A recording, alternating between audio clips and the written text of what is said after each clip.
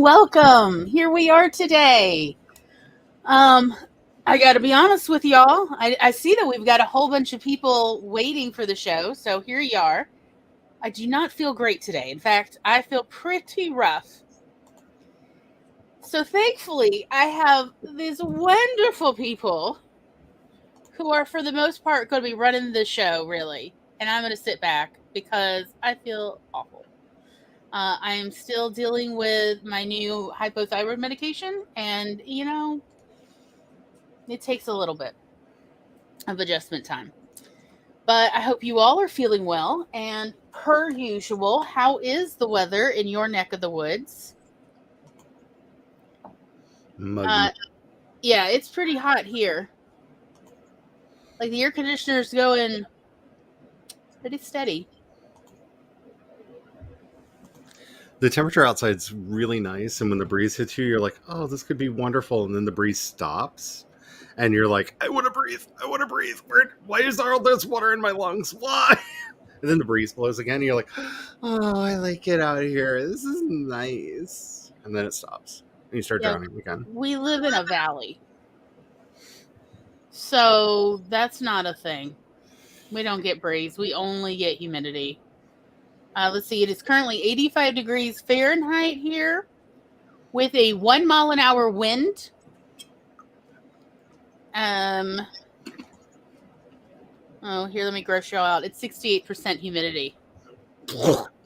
Yeah. And the pressure is falling. So, yeah. I think all this week it's all going to be very high 80s and low 90s. And, of course, humidity to match. Weather for Spence is being contrary as always. It's delightfully sunny, 68, and cheerful versus her mood. What do the cats think? Everything, apparently. She was just announcing that she was on her way to the window. Everybody get out of my way. It is currently 82 degrees here with 16 mile per hour wind. Oh, and wow. Nice. 4% humidity. I like that kind of wind, though. You're right. That's a nice wind. It's a nice breeze. Megan's got 63 degrees and sunny outside. Well, assuming I'm facing into the wind, because if I'm crossways from the wind, this hair just goes. No matter what you do with it, this, for everybody who's not had long hair, like, I don't know what it is. Like, you can glue it down with as much Aquanet and mousse and gel. Like, there's not enough product in the world, unless you're like psycho wealthy and you have that stuff that's like made out of dead whales, to hold your hair in place. I've always wondered about people who like to drive with the windows down and top down. Because I don't know about anyone else, but for me, it doesn't matter how I've done my hair. I will be flailed by my hair as I drive. There's a wind current and I'm driving. I understand why, all the glamorous ladies wear scarves, okay? My sister That's where it looks from. Had this car with a moonroof that she used to always open the windows in the moonroof. And the way the lines of the car lined up, I always felt like this is how I die, because it would just grab my hair and just like funnel it out the top of the car. And so my hair would just be flopping around outside the car. Like, I was the car's like weird top knot. And I just, like, one of these days we're going to drive by like a low branch and it's just going to pop my head off. Like, just, whoop. I have gotten my hair caught up in a sunroof when I was closing it, because I didn't realize some of my hair was still out of the sunroof. Oh, that is a pain that you don't soon forget.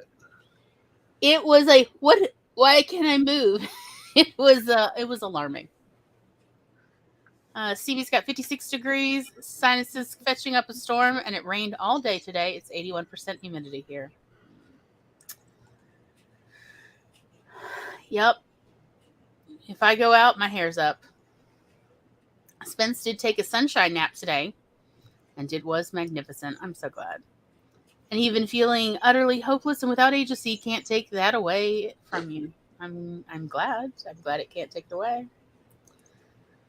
But yes, wearing a ponytail or putting a scarf on or something so that your hair is not just beating you in the face the whole time. You'll always have at least one hair on either side that seeks your eye. Like it knows where your eye is and goes straight towards it. I'm going to tell you, y'all don't realize there is a place for textured frizzy hair, and it is with the top down. Because this part will not smack you in the face. That is the problem with all of y'all with more manageable hair. There's one benefit, and that, involves convertibles. So what I'm hearing is I need to stop using conditioner. Yes. Or just oil it afterwards. You wash it in the shower and then just put almond oil or sesame oil or jojoba on it.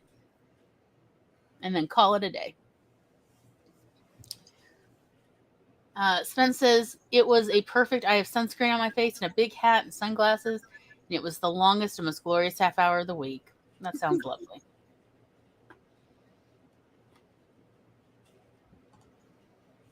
We're both clicking things. So today, photo editing. It's fun. It's easy. I don't understand why people don't try to break their pictures more often. Well, because I don't know how, Charlie. No, I feel like the reason most people have problems with photo editing is they're afraid of breaking things. It's the basic problem with all computer skills is, but what if I mess up? There are undo. Almost every app has an undo. And if they don't, you can make a copy of the picture and do whatever dastardly things you want to with it, and it don't matter. Break things, play around with them. That's how you develop a certain style. That's how you develop a look. And that's also how you figure out how you can stress test various programs that are not meant to do the things that you want them to do and bend them to your will so that they submit and just behave, damn it. I'm speaking specifically of Canva. I feel that way about Photoshop, though.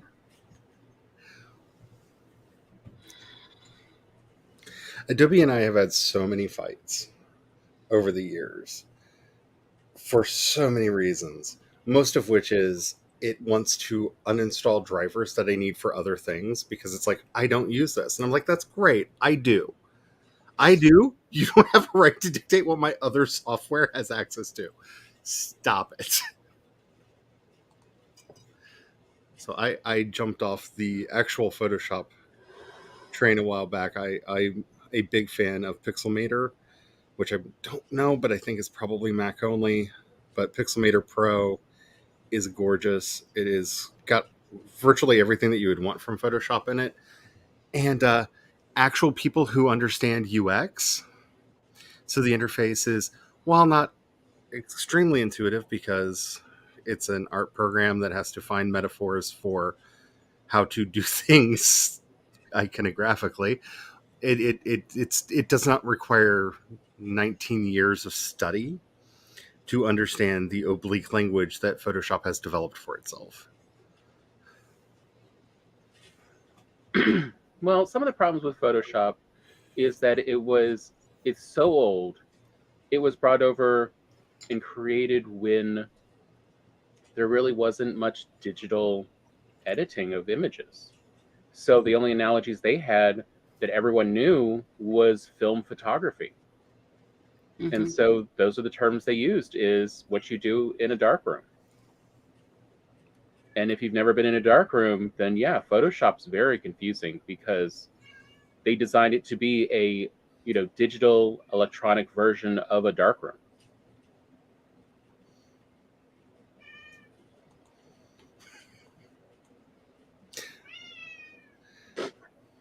One cat has decided the other cat is not allowed on the windowsill, and the cat that is no longer allowed on the windowsill is mad about it. I'm here for this drama, I gotta be honest. There will probably be a lot of thumping sounds in a minute as they are currently staring off. I might have to get Brian to get me the other camera so I can just show everything that they're doing.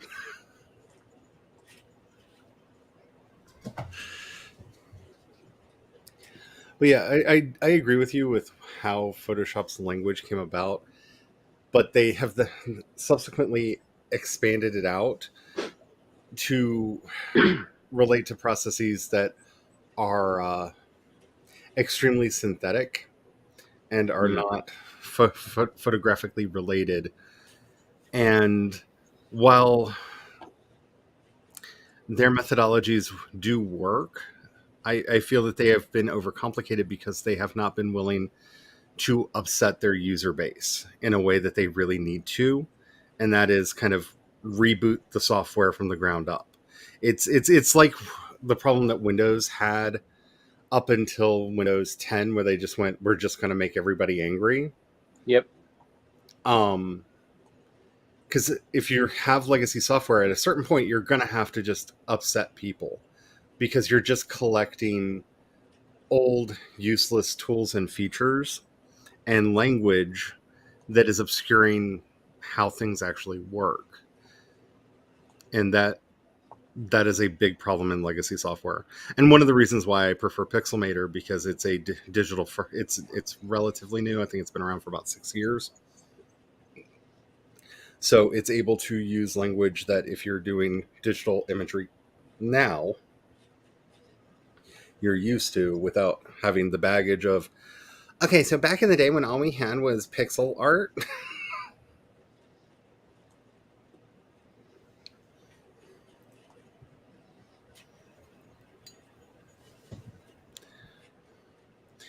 Because the one thing more than anything that all of these bits of software need to completely interpret in a way that is easier for people to get into is how layers work. Because the language is just jargon. There is no intuitiveness to the language for any of the functions that you get with layering. And layering is one of the most important things you can do with a Photoshop or Photoshop-like app to make your images look the way that you want them to. By the way, Spence votes for Catfight Cam 2022. Yes. Me too. They're currently having a groom off, which usually leads to violence. Yeah. Because they're doing that whole thing like, look how clean my claws are. Oh, honey, my claws are so much cleaner than yours. And suddenly I'm back at the drag bar.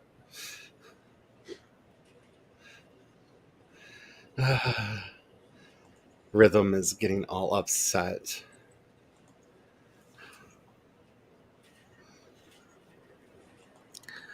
For a lot of people, I think Lightroom will work for what they're wanting. And actually, I think is a better implementation of what Tom was talking about with taking in the ideas of developing a picture, those metaphors of developing a picture. Because when you're talking about doing digital artwork, you are talking about two separate things. Are you retouching photos or are you making a digital image? Because those are not mutually exclusive, but that's a Venn diagram that overlaps. And there are different things on either side that are mutually exclusive. I was going to say, and their methodology and what's it called, Glory? When they, we all had to work on it in photo editing. We needed, a process, a order of operation. Workflow. This is where notes really come in handy for people. Make little notes of the order you do stuff with photos so that you can redo it later. So here's what I'm going to say. Since it seems like the vast majority of our regulars are, let us say, familiar with ADHD. And it goes like this. You think, how could I ever forget my process? No, honey, write it down. Future you will thank me right now for this in the future. Please write it down.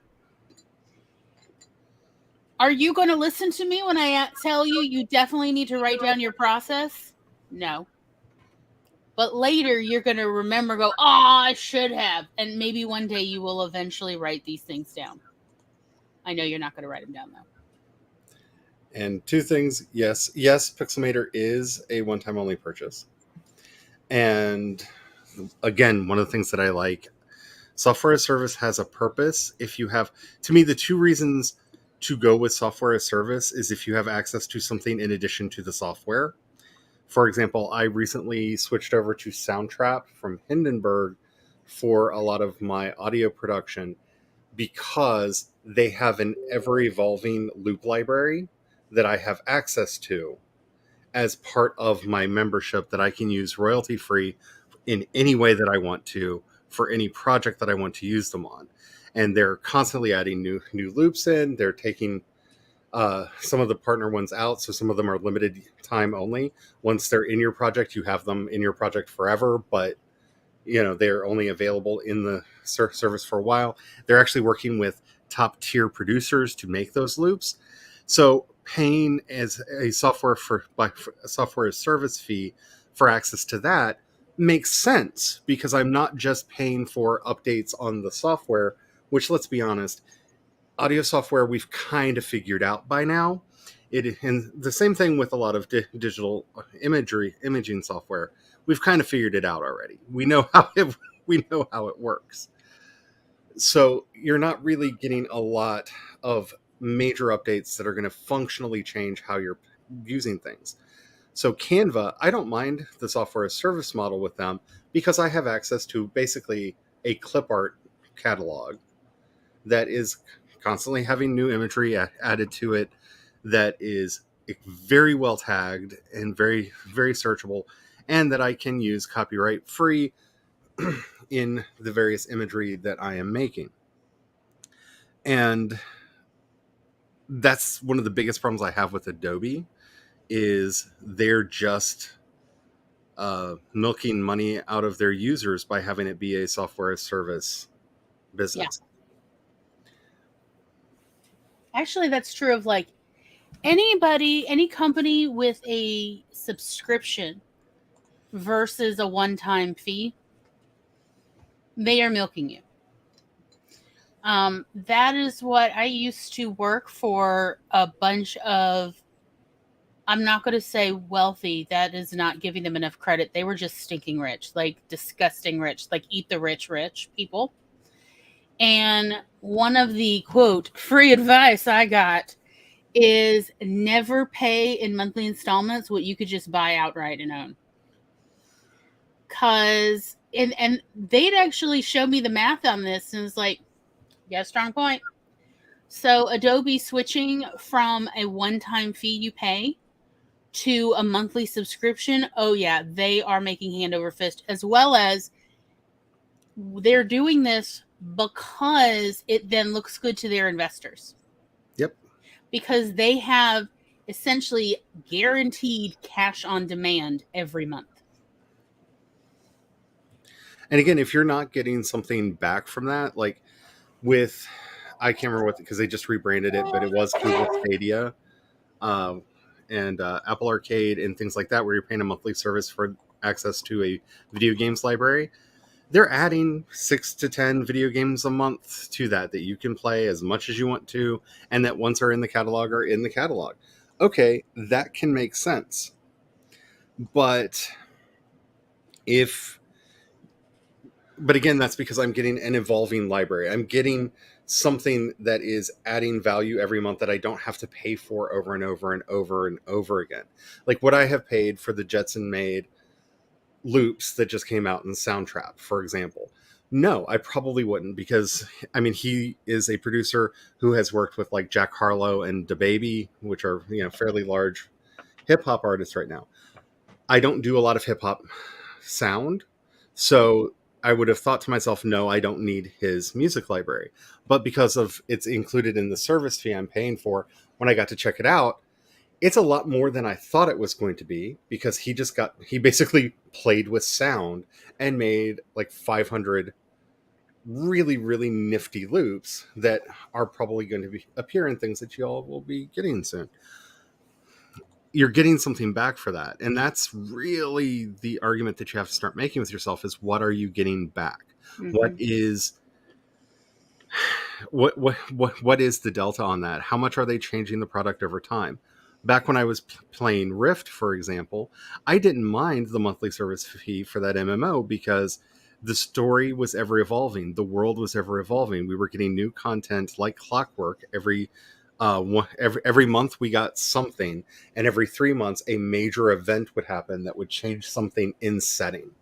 And they were constantly developing for that game, and it kept growing and becoming a major thing. And then they decided, hey, maybe loot crates should be a thing. So pay us a monthly fee, and if you want the cool new stuff we're developing, buy a loot crate and get a chance at getting it. And that's when, paying a monthly fee doesn't make sense anymore. Same with World of Warcraft. Yeah. They haven't changed or updated that in 4 or 5 years, and they still require a $15 to $20 monthly fee to play. And it's like, why? So, I've been thinking about this a lot because as a creative, just to go a little off topic here, I think it's important for us to be able to offer Patreons and coffees and things like that, where we are basically doing creative as a service, businesses. Mm-hmm. But as a part of that, I need to know what I'm offering to my audience. Is it the podcast? Is it the videos? Is it the stories that I'm constantly putting out? How am I doing that? What am I giving them in return for this? Mm-hmm. And by the way, just a notice out there, for anybody who is supporting people on Twitch, if they have a coffee account, you may want to move your subscriptions over. Twitch has announced that they're going to be changing the revenue split between creators and them, and giving themselves even more money. Which is saying something, because YouTube was already giving creators more for the subscriptions than Twitch was, and now Twitch is giving even less. That hasn't fully gone through yet. I think they basically floated it to see what's going to happen. But believe it or not, they have mismanaged their company so much that they are not making Amazon money.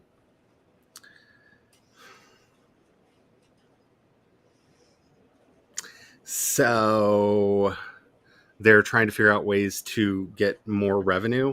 One of the things that they're going to start doing is instituting more ads. There's a possibility that they are going to start showing ads on gifted subs. Yep. Which takes away the incentive of actually gifting them to people. Mm-hmm. Yeah, I'm very mad at Twitch. Harris Heller just did a video breaking down the leaks from what are going on in Twitch behind the scenes over on Alpha Gaming. And I trust him when he talks about leaks, because every leak he's talked about has become an actual product on Twitch and or YouTube. So he's got a very good track record about that, which is, if you noticed, I've started doing more stuff on YouTube.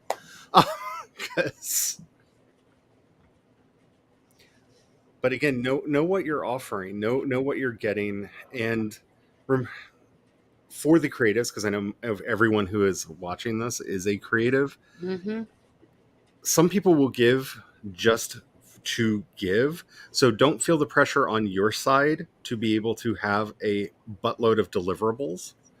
There are a lot of people, for example, who give to my beloved NK Jemison. I mean, if you've ever visited her Patreon, she makes a pretty decent living from Patreon, and the reward that her backers get are her eternal thanks.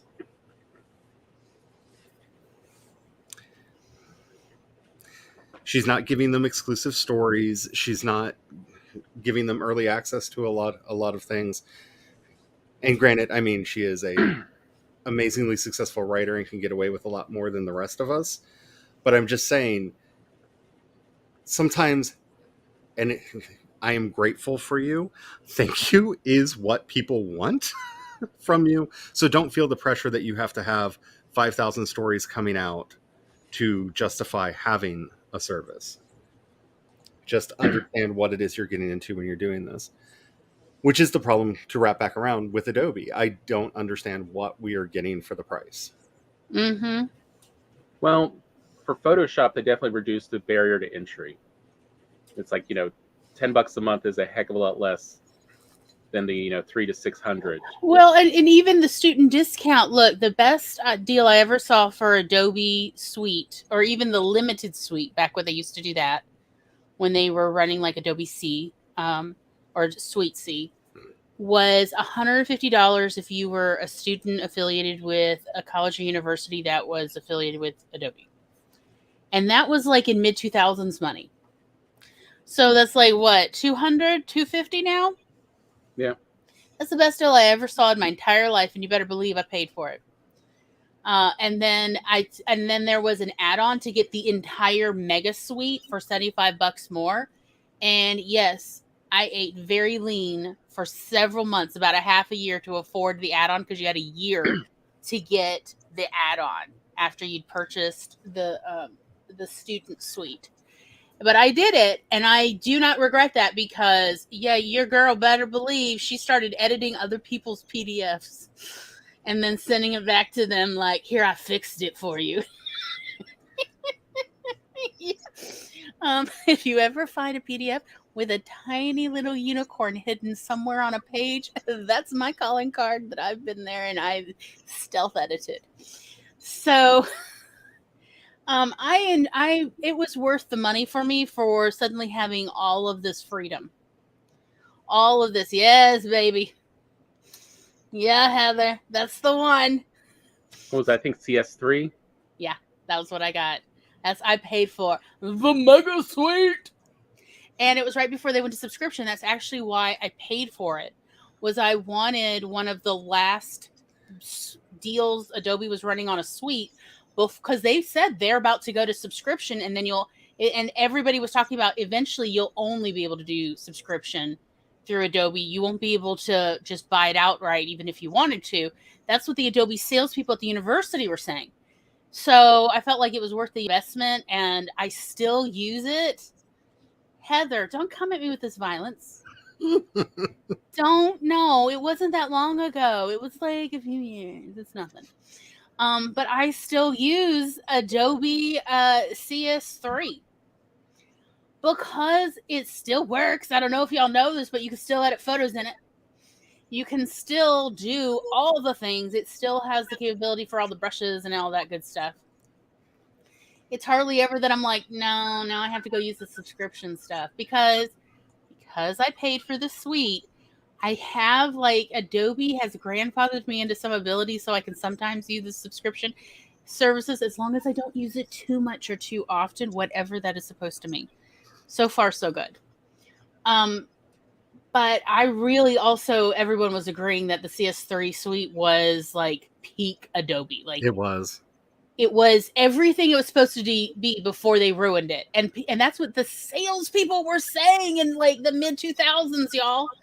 They were like, no, I've seen what's coming out and it's worse, so get it now, and they were not saying that to sell more. Because these are artists who were also selling, because rent is real. And we have yet to live in a even partial utopia. So they were, connoisseurs of Adobe. And they were not wrong. Like, the things that I have done in Adobe CS3 have won me awards, has won me respect from my mentors and my peers. And many a person looking at my prints is like, what gallery can I go see your work in? Obviously, you're so talented and professional. And it's like, please, I'm trying to quell the cackling. There's no gallery. But that's because I had the tools. So many times what we notice, and as a teacher, I was taught how to teach artists, by the way, like little young artists. I was taught how to teach young artists. And one of the things I was taught in Art for Teachers is you really need to watch your students. They're going to come to a point where their art quality is accelerating, and then it's just, there may be a drop off. And what that more than likely is, like 80% of the time, it is that they no longer have the tools to keep improving, and they have become disheartened, and that's why they stop. And that's where a lot of people grow up to be adults thinking, I'm not that good. Is they once upon a time loved some kind of art form, and they did it all the time. And yeah, they were a kid, so maybe it wasn't that great, but they loved it. And they suddenly stopped because they felt like they had reached the limit of their ability, when in fact that is not accurate. It is they reached the limit of the tools, the resources they had. So you've got to watch your students for that, so you can suddenly like put in the quality pen in their hand instead of just the little ballpoint pens they're using, and then they're like, I can't do any better. You're right, you can't do any better with the scrap tools. And Adobe was like that for me. Of everyone's like, this is the Cadillac of tools. If you want to, do your art photography and your photojournalism, you really need this, or you're going to hit a limit about other free software available.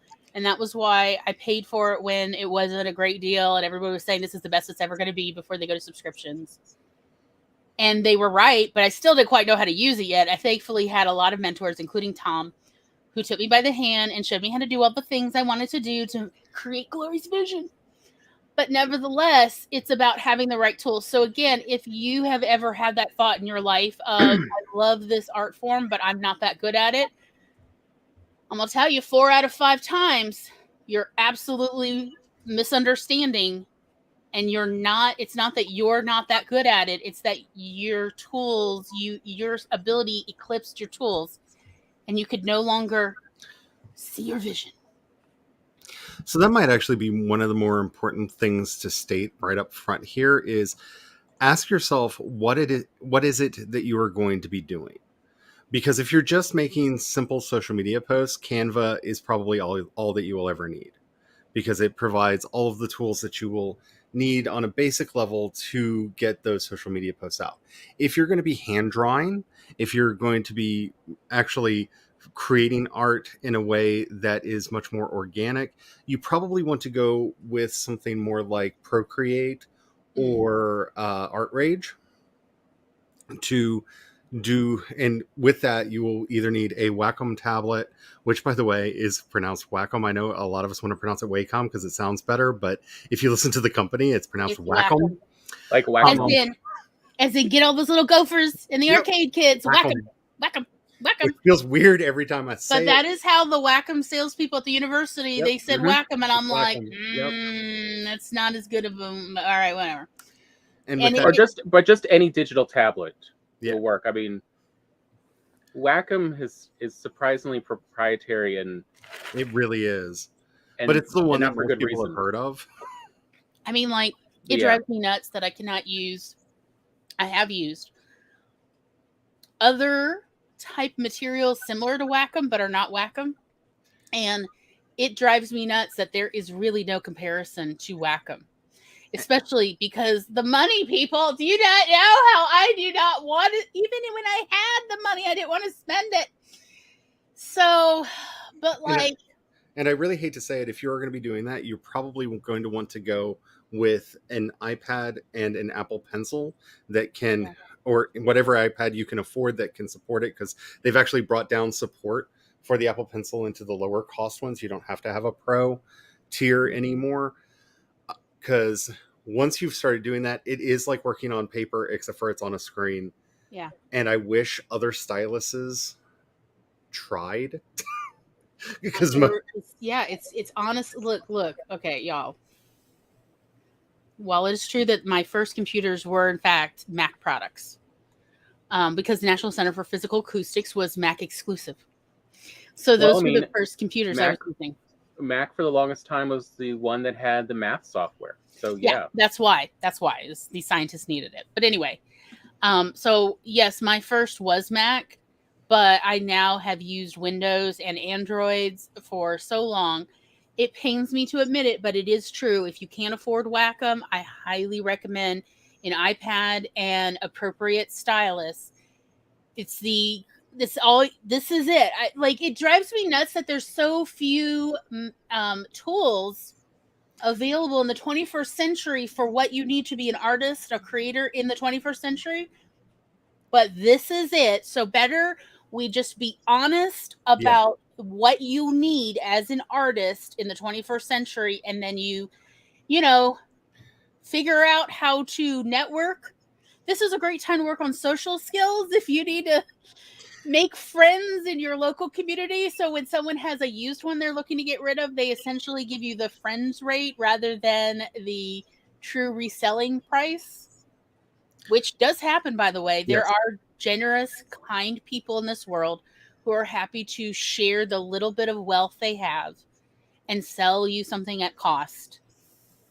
But yeah, if you are looking to draw, your options at this point, I'm sorry to say, is Wacom and iPad tablets. And if you are wanting to do pure digital art, Procreate is a great app for that. It's the reason why almost every tutorial you will see with people hand drawing is done in that software, even though it has a terrible name. If you are someone like me who was trained using actual like brushes and pencils and papers, ArtRage is a wonderful, wonderful alternative because it is basically a art studio sim where you literally pick your canvas and or paper type, and you pick your tool that you're using. Is it paint? Is it water? Is it acrylic paint? Is it oil paint? Is it watercolor? Is it various kinds of pencil? Is it charcoal? And it really does simulate really, really well those mediums so that you can make it work the way that you're used to it working. Because using it, I'm a pencil sketcher, and its pencil tools, like you can literally smudge it just as if you were using your finger on a piece of paper. And I've not experienced that in other software at all. So definitely, if hand drawn is the way you want to go, those are the two apps that you're probably going to want to look at. And the nice thing is they're both one-time charges, and they're not that expensive. ArtRage is like $6. And I think if you want the full desktop version, if you're using it with a Wacom tablet, I think it's like $15 for the full desktop version. Like these are not insanely priced. And that's also because they have a different market. They realize that they can sell these things at volume because people are going to be looking for a drawing tool to play with their new Apple Pencil. And so they can sell a lot of them, whereas Photoshop went for a very niche market initially, so they set their price obscenely high, and it's easier to raise the price to lower price than it is to raise it. So they've just stayed really, really high.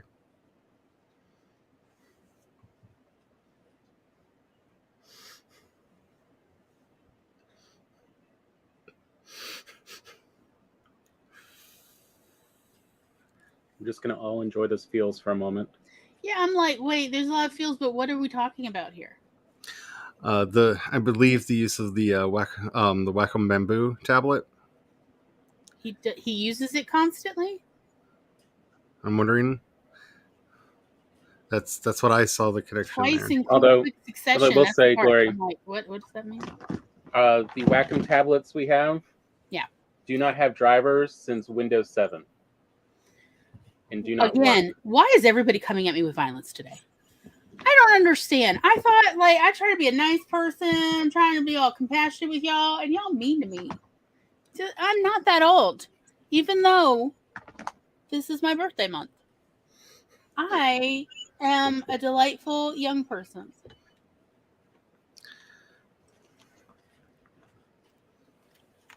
But yeah, here I've brought up Snapseed just because it's the easiest. Snapseed is phenomenal. Android, Google owns it, so it's all free. Let's talk about this actually for a moment. With Snapseed, what Snapseed is good at. Now, I'm not saying that Snapseed can't do other things, but one of the things I notice that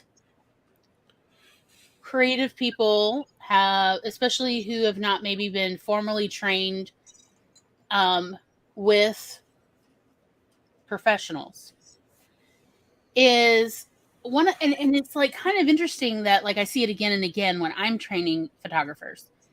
They have this tendency to edit for the creative things they want to do before they actually like white balance. And so again, we need to go back to the beginning, my sweets. A friend is sending him a friggin' capture card just because his friend doesn't. Oh yeah, that's sweet. That's nice. It's the part of where he's. Mr. Spence is good at getting the friend. Yes. That's, I believe it's because he does have social skills. Oh, so effing actually means faying because he. Yeah, I respect that. Wasn't Mr. Spence earlier talking about that on Discord? Yes, that yesterday. So, but again, I want to go over. I'm gonna use mine on this one now that I finally did in fact get Snapseed to work on. You got it up? My laptop. Okay. Let me get out of here. All right, here's the picture. Yeah, it's a crap picture. I was taking it at night and there was no window light or anything. Okay, this picture. I'm glad that you two have opinions, sweetie. Okay. So, and this is true, the highly debated part of photography class is which... I argue this, by the way. Enjoy, my lovely friends. Here it goes. Welcome to the siblings. Which one do you do first? Do you crop or white balance in the workflows? Let me tell you how divided a room of 36 students gets. The correct answer. This is like heavy duty philosophical debates. I'm going to come with violence. Yes, the only correct answer is you crop first because you shouldn't white balance for stuff that no one will ever see. That is my point as well. Same. Also, once you crop, you can see what is important in the image a lot easier. But again, I do want to point out that for some people, as they explained to me, Spence, what are you doing? Is this like when you're like, I refuse to put pants on one at a time? Spence, you can't. So I put them both together and jump? You have to crop and then white balance, or white balance and then crop. It's how physics works. Unless you know something I don't about some app. Okay, so here it goes. But I wanted to mention it because I had a few fellow classmates who are like, I just have to white balance first. Even if I crop and then white balance again. I can't see what I need to crop without white balancing first. And I just came to accept that maybe their eyes are a little bit different and they see darkness and brightness and color a little differently than me. And again, I am not here to morally judge you, even though this is sort of a moral philosophical argument. That's what I'm here for. If you want to start a fight among photographic people, it's do you crop first or you white balance? And it's sort of like, what is it? The blue and white versus the gold and something dress? The gold and black versus the blue and white dress. Laurel or Yanny, bitches. Yeah, it's like that of just people get heated. And I just here to say, let us come with compassion and just accept whoever for who you are. But I also want to be wrong. I want to let people know about this landmine, this like minefield of philosophy, just so you know it's there. You're not just suddenly, oh, I lost a foot in this conversation one day you get blindsided. So I just wanted y'all to know.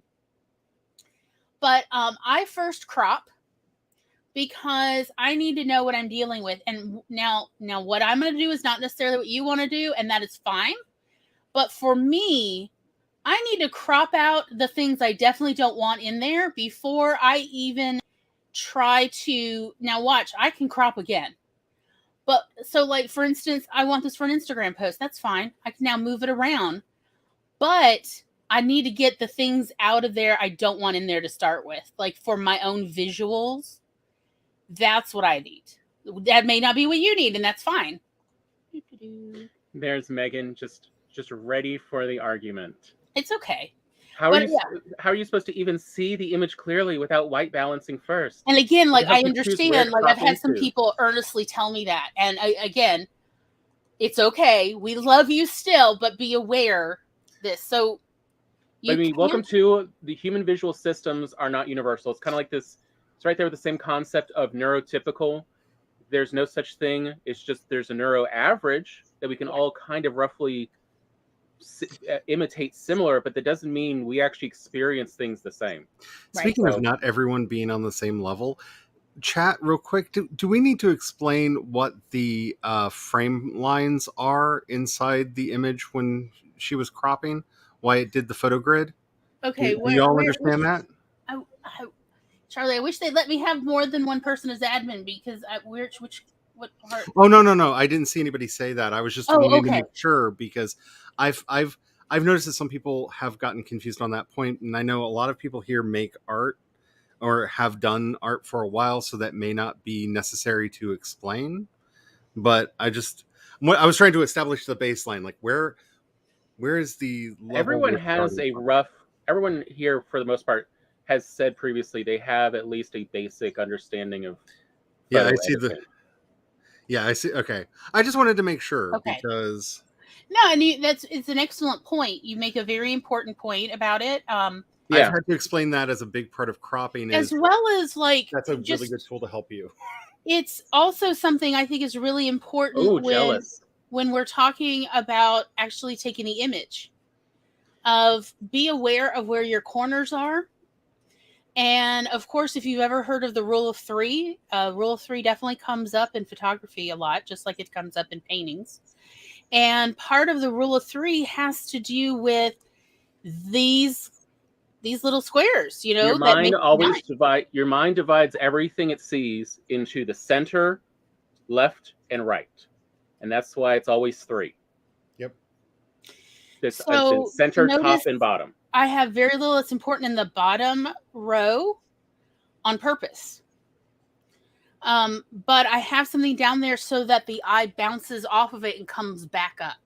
And note how the bottom part is very dark, but the top actually has a lot of lighter colors in it. Mm-hmm. Like I chose this on purpose. And so just keep that in mind. But like, again, you don't need to be perfect about this because you're a work in progress, like all of us.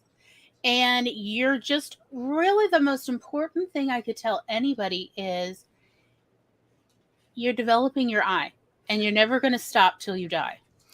I would also just recognize that of like, you're developing your eye, you're developing your style. You're never done developing it till you die. I would also like to point out that you have cropped this image to use the golden ratio spiral that centers just above the hot dogs and spirals out and around to the other plate, which is beautiful and adds to its aesthetic quality. Thank you for acknowledging me. You don't know how much I needed it. So, okay, I'm totally fine. I'm fine. So anyway, I had already cropped, so I just wanted to go back in. I'm not cropping anything this time, so I'm canceling out. So back to white balance. Okay. Yes, you can click the auto white balance and not be a terrible person. Again, this is a moral philosophy thing among photographers.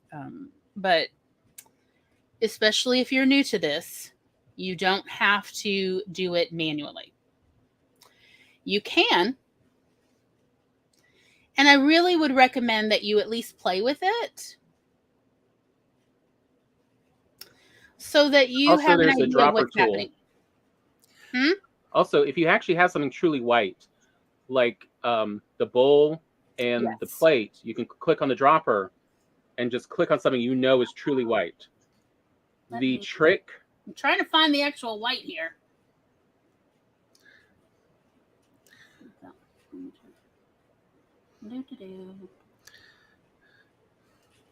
Come on. This is like hand-eye coordination is not my strength. Y'all don't judge. Almost. There we go.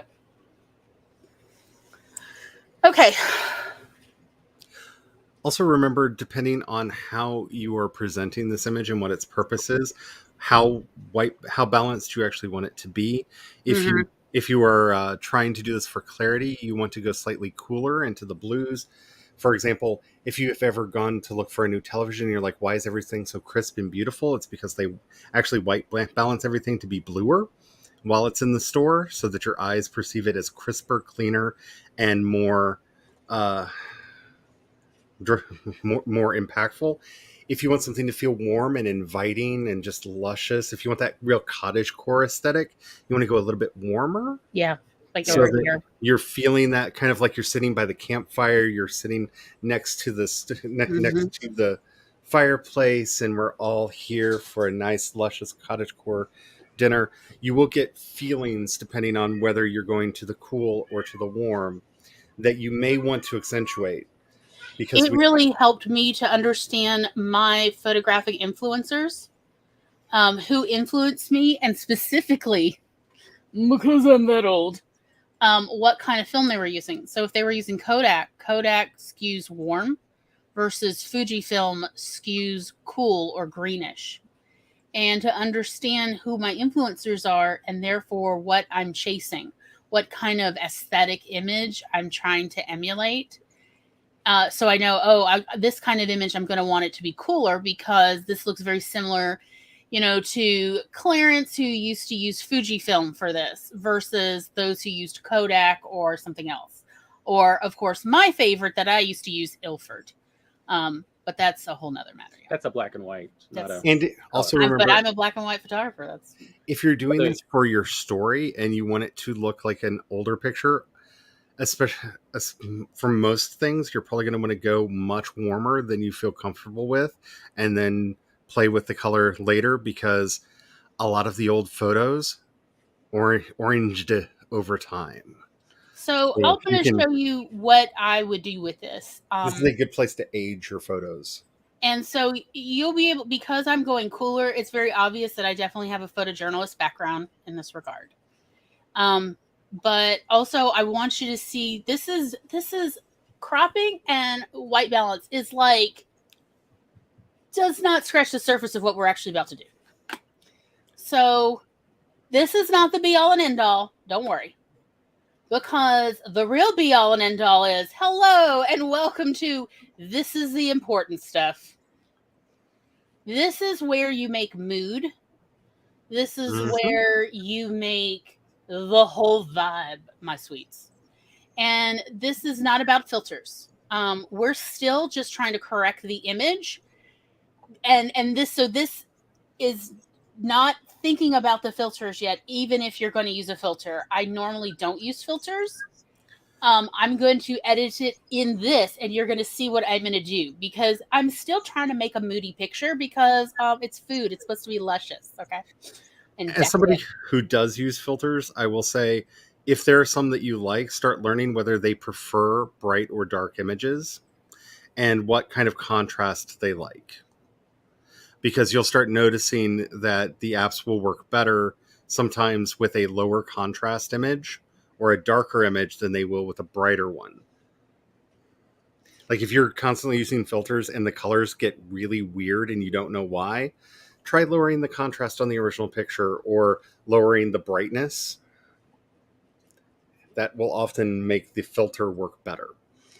Now I'm going to do things that I just want y'all to know Tom doesn't like. Just be aware. The next hour, I'll do my own version. Yes, because contradicting you. Tom loves to do curves, and I understand that. I actually love to do curves, but how will you quite understand curves if we don't actually show you each kind of adjustment and what it does? I'm just trying to give y'all a basic ground floor understanding, and then we can go more advanced, but I need to make sure everybody is sort of on the same page about this, okay? That is all. I'm not trying to talk down to anybody, but just trying to make sure in case there's any gaps in anyone's knowledge. So, and that's the hard part, especially with photography editing, is, we may all be able to do similar things with photos, but you don't know what parts people have all been learned about and which parts they don't. Sure. So, yeah. So, just again, what I really recommend is try going to both ends and see what you get. Now, the way I was taught with adjusting for brightness is what you're literally looking at is these little moments where the light is hitting right here and here. You're looking to adjust it, but not to blow it out. And blowing out is a term. It's a photography term. And it has to do with when the white can be no whiter than that. because what it actually means is there's no more data there. There's nothing. It's gone. It's just pure white. And do you see how I'm now adjusting? I've adjusted all the way. Do you see how we've lost so many details? Like you can't see the texture of the coleslaw anymore. And the okra and the pickles now look a little sickly because they're losing that texture on the outside of the vegetables.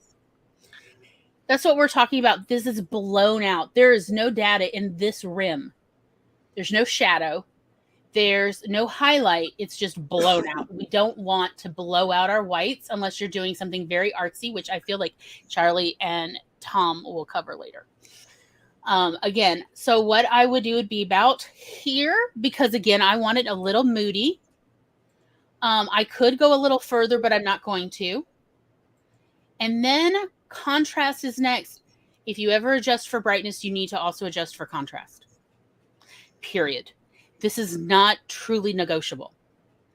And so what I mean by that is look at the contrast, and we go the other way. Do you see how when you remove all the contrast, it looks dull?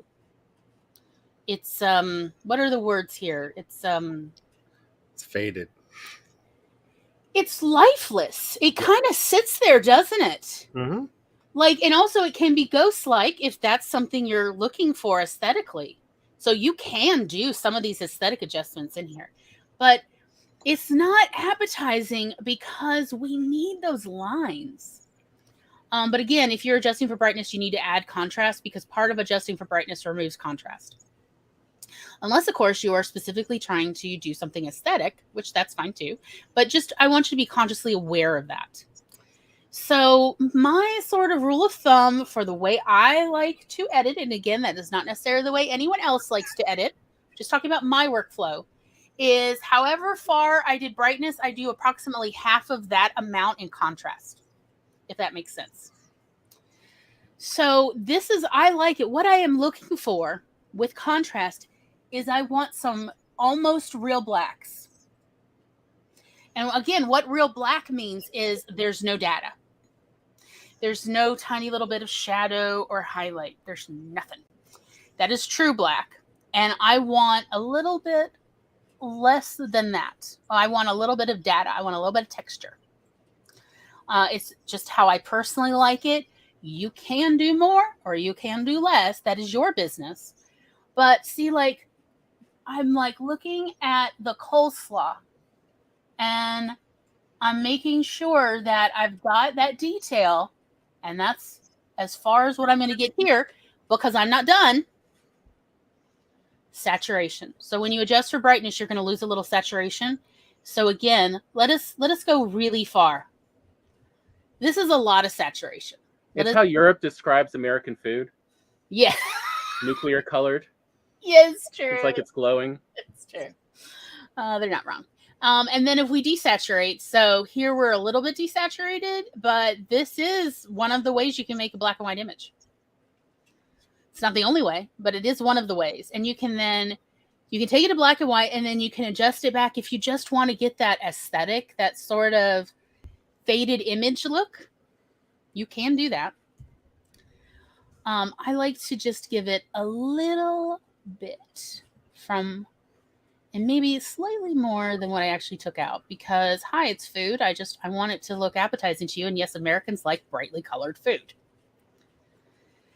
Ambience. What's ambience, Corey? This is how you find out what ambience is.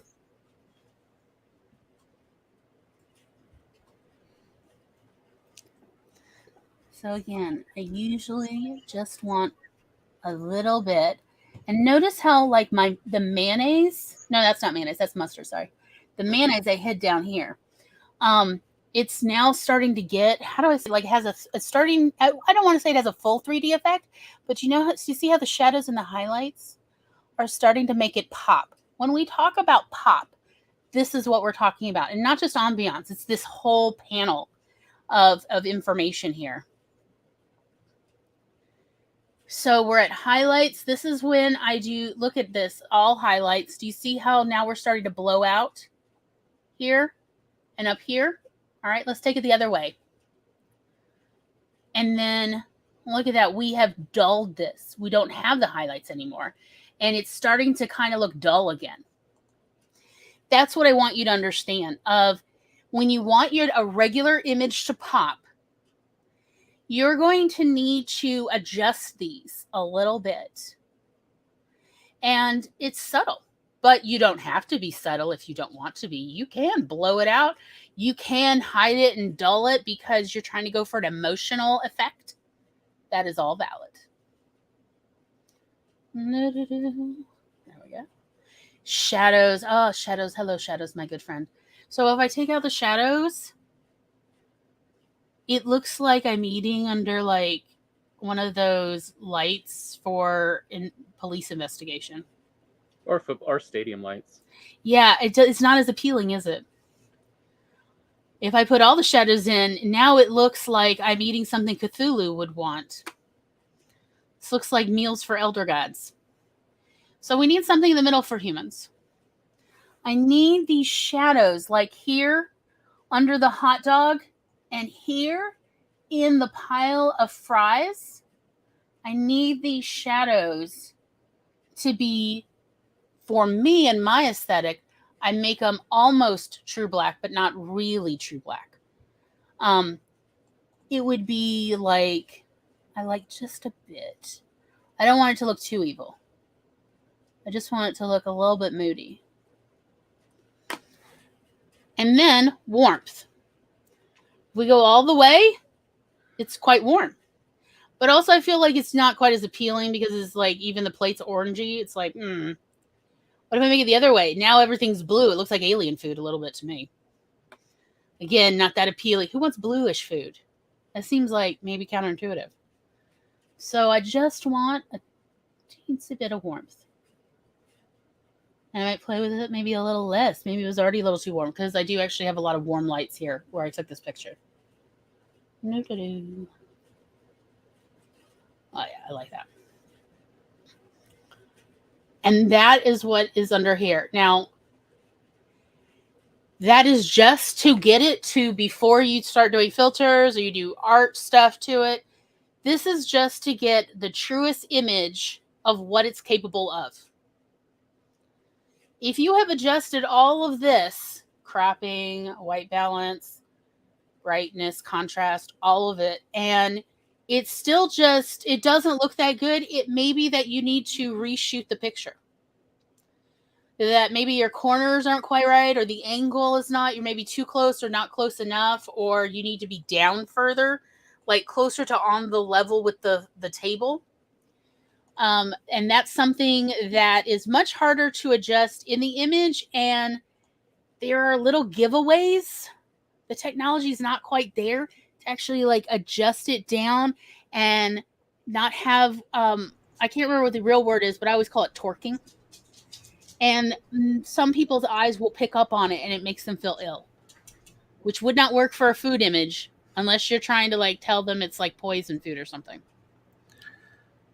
You talking about the perspective, or what do you mean by torquing? It's like there's these, it's sort of like what happens with fisheye lens. There are these odd adjustments to the sides. It's like it doesn't feel right as a human. You're like, what's wrong with this? I always hot dog have a big butt. I refer to that kind of as the roller coaster effect, because if the perspective is slightly off, you get that kind of lurch in your stomach, like when you're watching a movie and you look over the cliff or you look out the window at the height. A normal picture that's not of those things shouldn't give you that weirdness. Kind of a nausea feeling. Yeah. Although that is one of the uses of a technique I'll probably go over later, which is the power of vignetting. But yes, there is a perspective where, see, you can adjust it. But he can't make it at eye level. And also, if your face is slightly off, they actually have a really interesting portrait changer. I think, is it actually the portrait? No, it's the one next to the portrait at Head the pose? bottom. Yeah, the head pose, where it will generate a 3D model of the face that you have and let you move it slightly. Now, if you want to create a hopeful monster, if you're doing horror images, make the face look the other way around, and you've created a delightful monster True. in here. The other thing I didn't want to forget to mention, because many people need to do it, is the sharpening tool.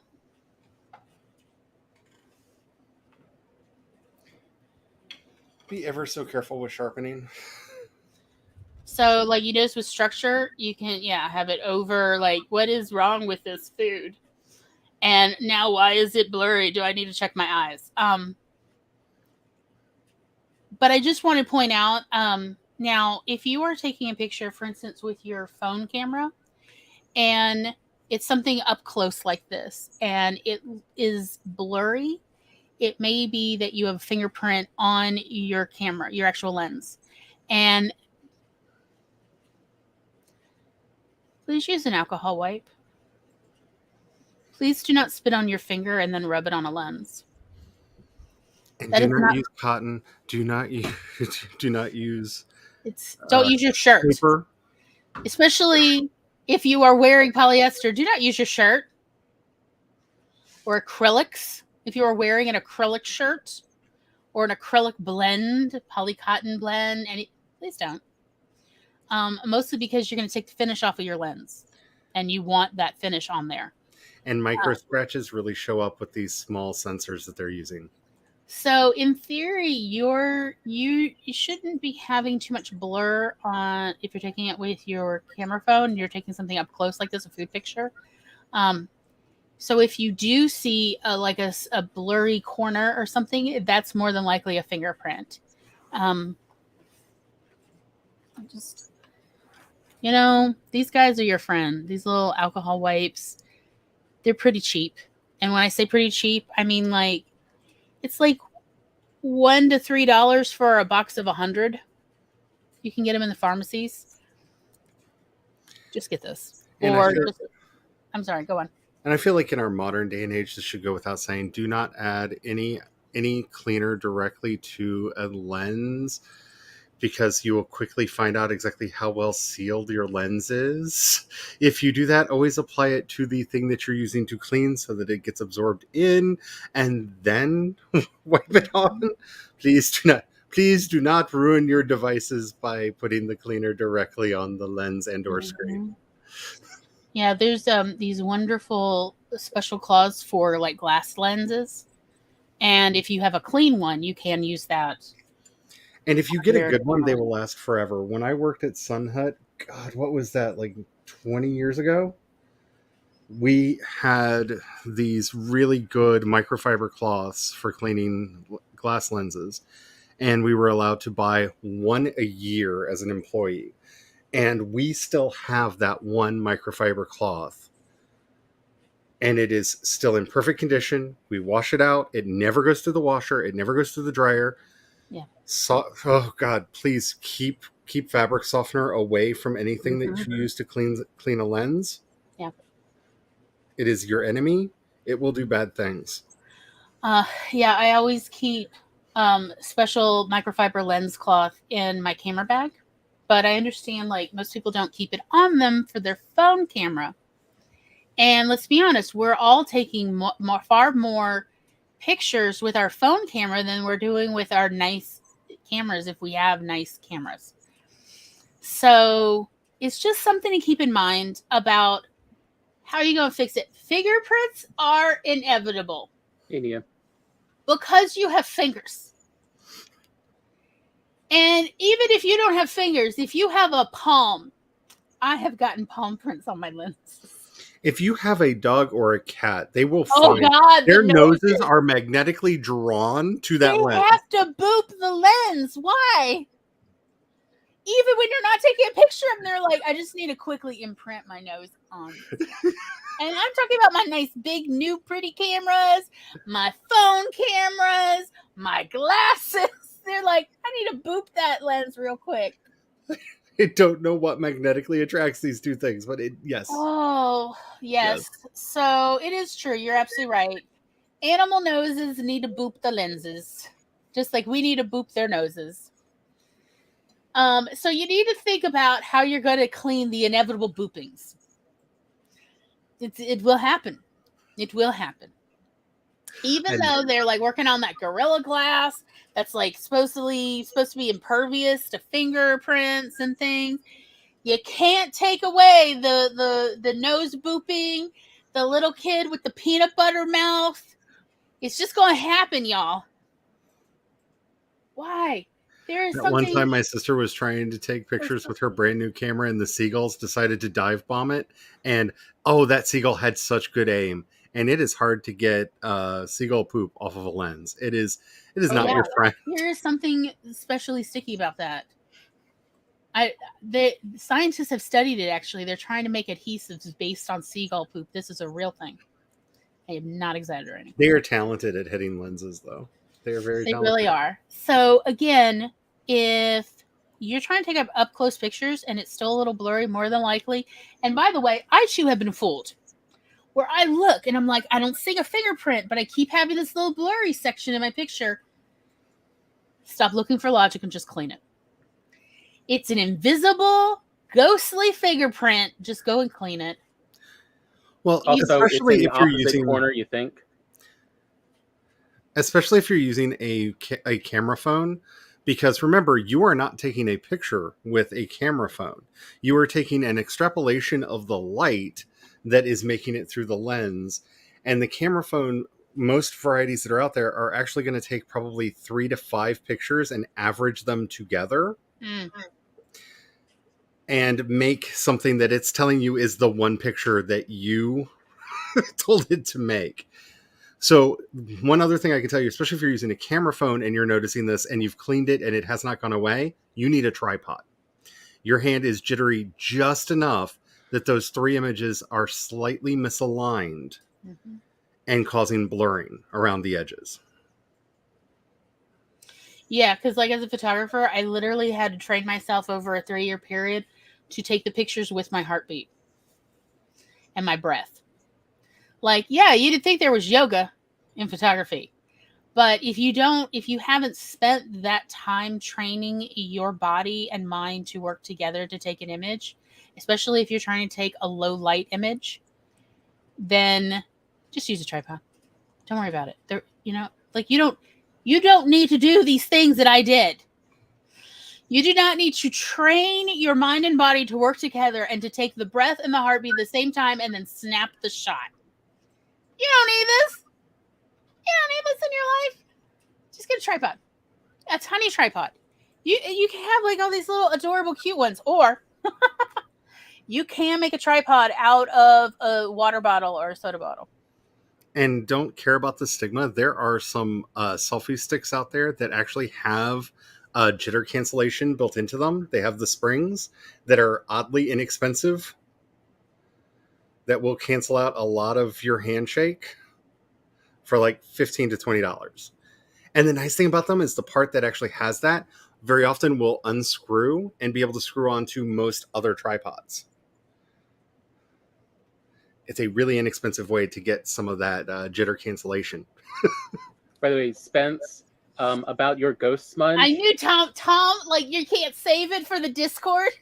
I knew Tom's like, I know how to help you. Yeah, but this one is since she did also just say cameras from 2009, the larger, prosumer cameras, the full SLR types, there's actually a good chance then that it's actually got some dust on the sensor itself, and you'd have to actually clean the sensor because that was right before they pretty much made it standard for the ultrasonic self-cleaning on all the Sensor? The sensors. So it may just be that there's some dust actually on the sensor. Yes, I it had to matter buy what you do. a special brush. It costs $9 or $10, and occasionally clean my sensor. Oh, the children today do not know what they've missed out on. Okay, let us go ahead and go do a break. I could definitely use a little breaky break. I hope the rest of y'all, if you have, do you have something to drink? Do you have a snack maybe? Now's a wonderful time. How's your bladder? Let's be friends with it. You know why? You'll miss it. You'll miss it if something ever happens. Or if it's not feeling well, you'll miss it then.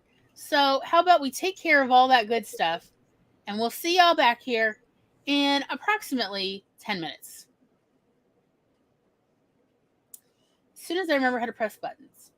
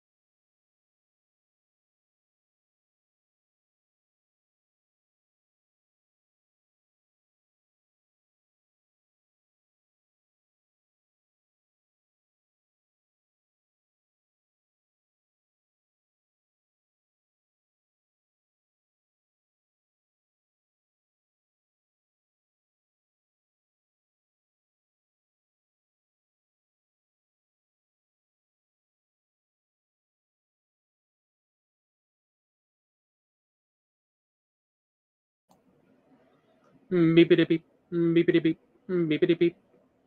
Boom. Come out wherever you are. I suppose I will forgive Glory for that Benedict Cumberbatch video that she sent me that I just watched. And we're back. And Everyone has a nice little break. Glory should be with us in just a moment. I am going to do now my sort of version of this little bit of class. I mean, hey, you get enough different ways of saying the same thing. Hopefully everyone will learn. And we'll catch everyone. I'm back. All right. Glory, how dare you with that Benedict Cumberbatch video? How dare you? You know what? I was being kind because I could have sent it to you Saturday night and they didn't. Because I wanted to send it to you at like 3 a.m. on Saturday night. And I'm like, no, they need sleep. So I waited till Sunday evening. I need the Benedict Cumberbatch goth rock emo musical. It's Chuck E. Cheese. Yes. Y'all, it is actually a really good new wave, new romantic song. It is. It's upsetting. Like, but it's about pizza places. But okay, yes. I would so go to Chuck E. Cheese if that's the show. I like all that's left is remain. Like, yes, baby. Okay. Remains. Thank you. That's the one. Is all that remains is remain. Oh, God. I know that carrot. I am that carrot. I was that honey, carrot. We're all that carrot. Like, okay, yes, it is. It is the Chuck E. Cheese sketch, y'all. Mwah. I lost track of time talking in Tom's room about art pens. And how, like, even though it is literally out of, I think I took a total of about 175, 176 college equivalency unit credits at universities. I only took one art class in my entire, like one art class. I took one art photography. I only took one art photography class, and that was like years later. But I've quoted my art for teachers class so much in the last 15 years. And we were talking about that and art pens and everything, because it is surprisingly difficult to find the right art pen for you, or at least for me. Maybe it's just me. Maybe I'm difficult. I have invested so much money in finding the right art pen. Hence, yes, microns, as in the Macron joke in Le Pen, anyway, and Le Pens, and Sakuras, which are part of Micron, and Micron's part of Sakura. Anyway, that's a whole nother weirdness. And the art brush pens, which I love. But that I have surprisingly quoted this a lot. I think it's because, at least in America, we're given next to no foundational artistic knowledge. Like, about how to tell if it's you or not. I've heard from so many people who were told by various art teachers that they had no talent. And I'm like, I've seen your stuff. You definitely have artistic vision. You don't necessarily have, like, maybe the specific knowledge of how to use a tool to get an effect you want, but that is not the same as a lack of talent. I'll tell you what talent is. Talent is the literal hours you've logged patiently trying to practice the same thing over and over again, which is why I am not a drawer. I love drawing, but I do not have the patience to spend 6 hours on one page. It's not there for me, y'all. So that's why I do photography instead. Anyway, I'm so glad that I could bring absolute wonderful chaos to Charlie's life. Olivia was, I remember in 7th grade taking art and doing things like drawing a circle that's close to perfect without measuring. Simple practices like that talent is where you enjoy the practice and where you are learning as you practice. Mm-hmm.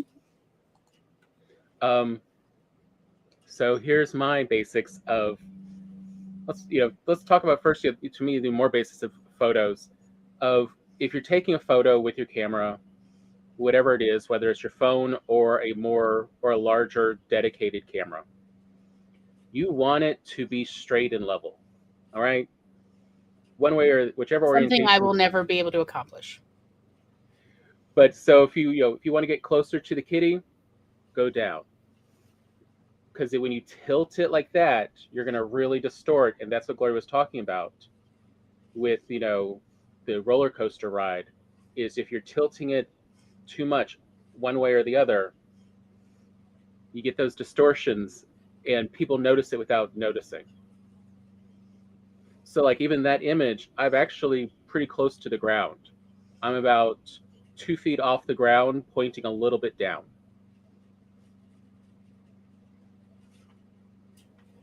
And I pulled up my favorite way to adjust.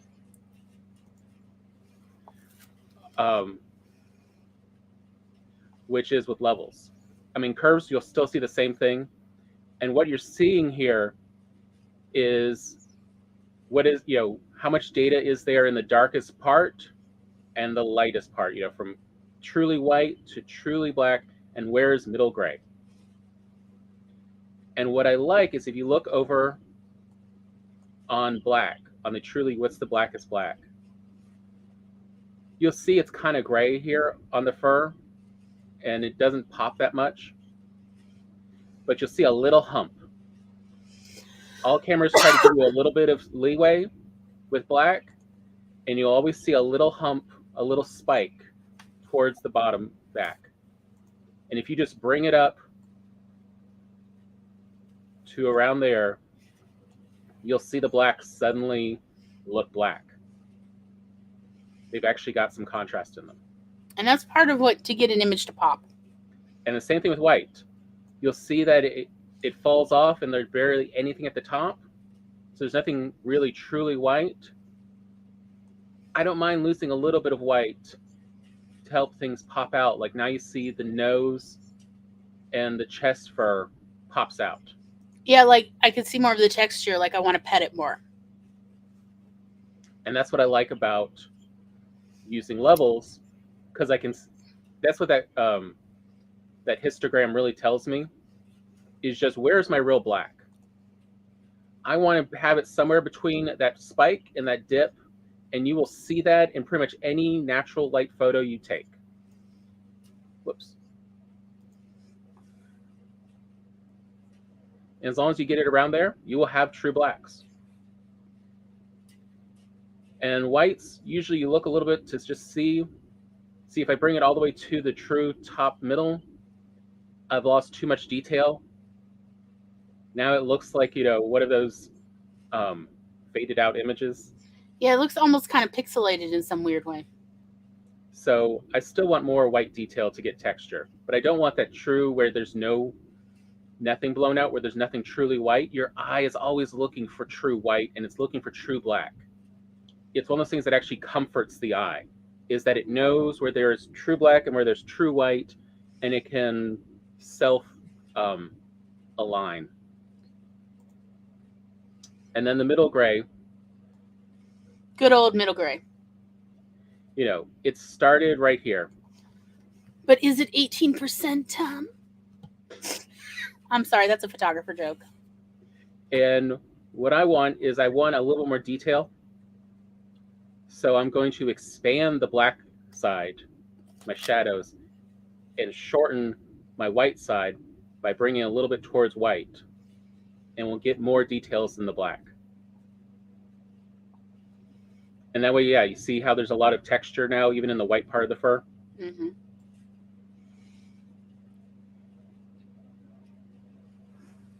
And then some, just aesthetic choice. Still want to kidnap this kitty.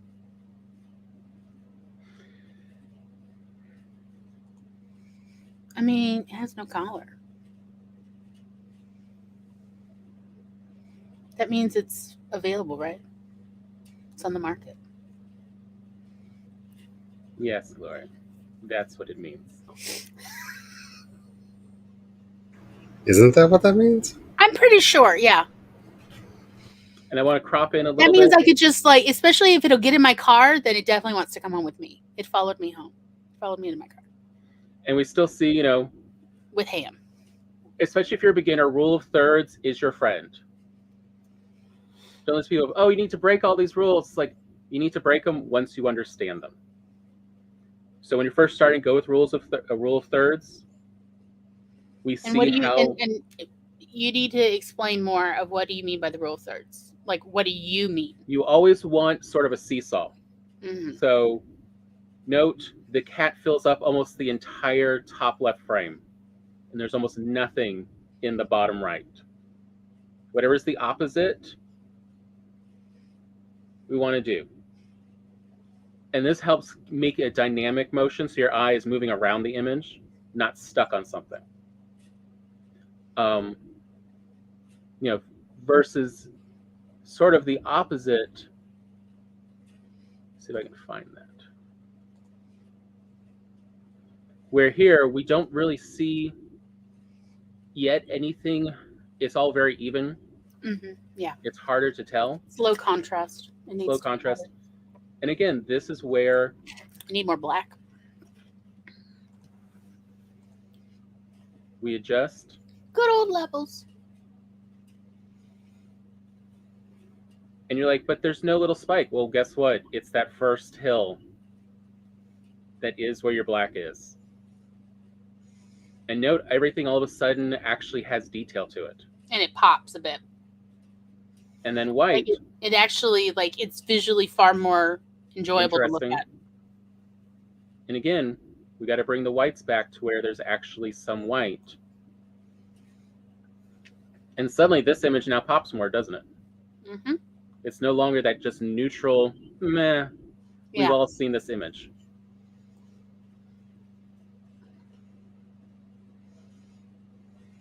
So We can make it moody. even a little bit more moody. So moody, Tim. But now it's popping a lot more. Yeah. We see the green showing up. Mm-hmm. And we have a little bit more of this thirds where we have green versus gray.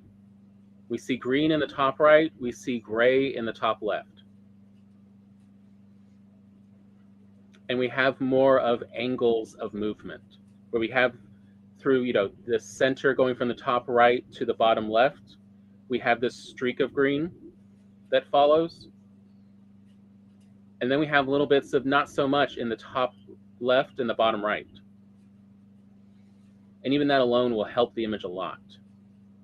Now, if we really want to, we want to make sure we want to crop so that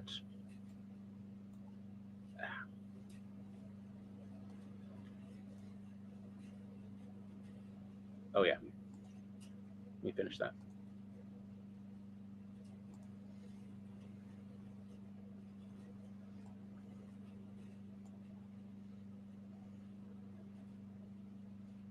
So that we truly have something in the foreground immediately to catch our attention.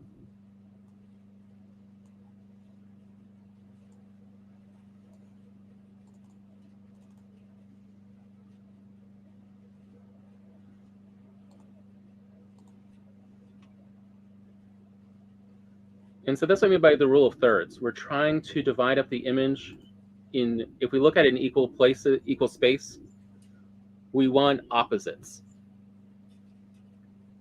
We want a little bit of dynamic difference. So we have something really close up in the bottom left, and we have stuff far away in the top left. We have it close in the top right. We have not so much in the bottom right. And that's kind of what will help create an interesting image no matter what you're using. I love Spence. I mean, truly, words of wisdom right there. Breaking rules for the sake of breaking rules irritates the crap out of me. Use the rules more like tools to convey what you want to convey. The rule of thirds is a screwdriver. It's going to be useful in the way more ways than the manufacturer intended or had nightmares about, but sometimes you really just need a rubber mallet. I mean, what's the tool company that will replace their tools for a lifetime? Snap-on. Well, I'm about to say, isn't it Snap-on? But the one thing they say about their screwdrivers is please do not use it as a Mallet? no, As a no, hammer? not a mallet. Hammer? No, as a Ice pick? pencil. as a chisel or a pry bar. Mm. Even though people will.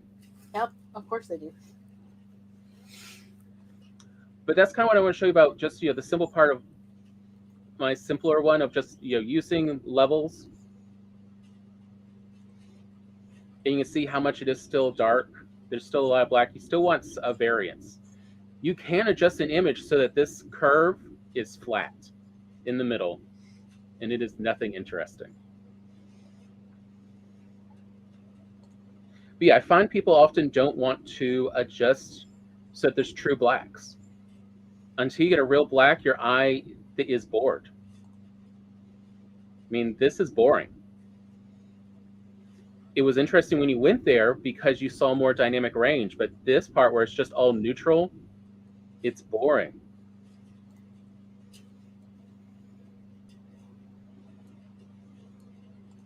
So give it a real black. Now there's some mystery of what's there. We had the same, ironically, it was my my art photography teacher. We both had the same one, Betty Press, who really taught me the point of brightness and contrast is to choose the information you see for the person who looks at the image. You don't want to flood them with information. You want to cherry pick the interesting part and have them very easily see that and ignore the rest. And that's what you're doing when you pick out what is truly black and what is truly white. Mm-hmm. Is you're helping remove the distracting elements. It's a simpler image now. It's easier to pick out details. And I wonder if this one I haven't played with this one as much.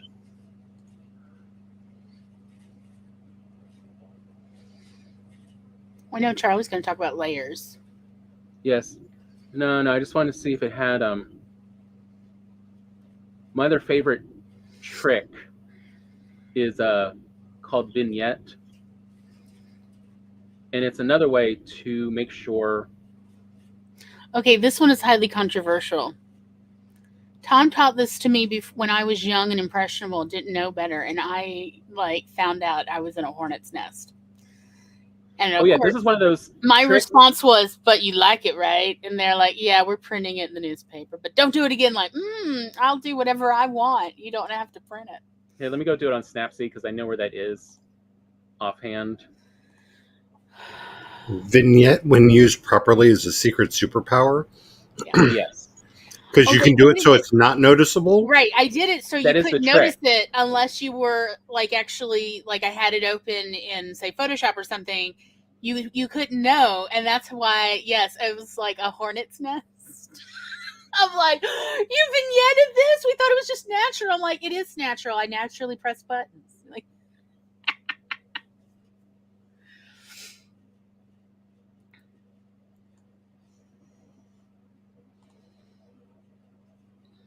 Yeah. All right. Even without having adjusted the levels, note all of a sudden with Vignette, even a little bit, it's already brought your attention more to the flower. Because it darkens the edges. That is what Vignette is for. Sometimes your edges are brighter, sometimes they're darker, and they help even things out and help decide, where do you want the eye to look.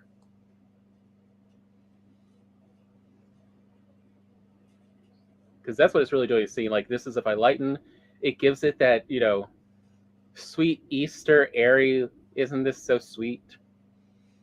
But the real trick, if you darken the edges a little bit, the center is so much more interesting now, isn't it?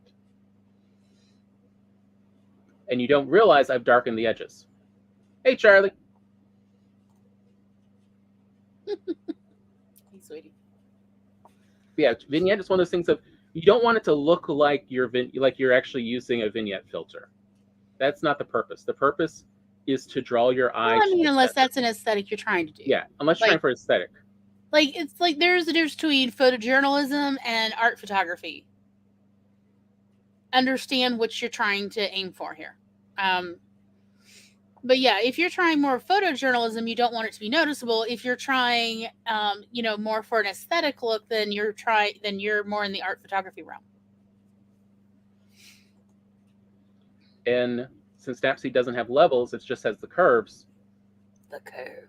It's harder to see here, but you can see the little, you can see the histogram at the bottom. It's just very pale. And all I'm going to do is bring that bottom to where it just starts to reach that mountaintop. And I'm going to bring this over to about where the white is.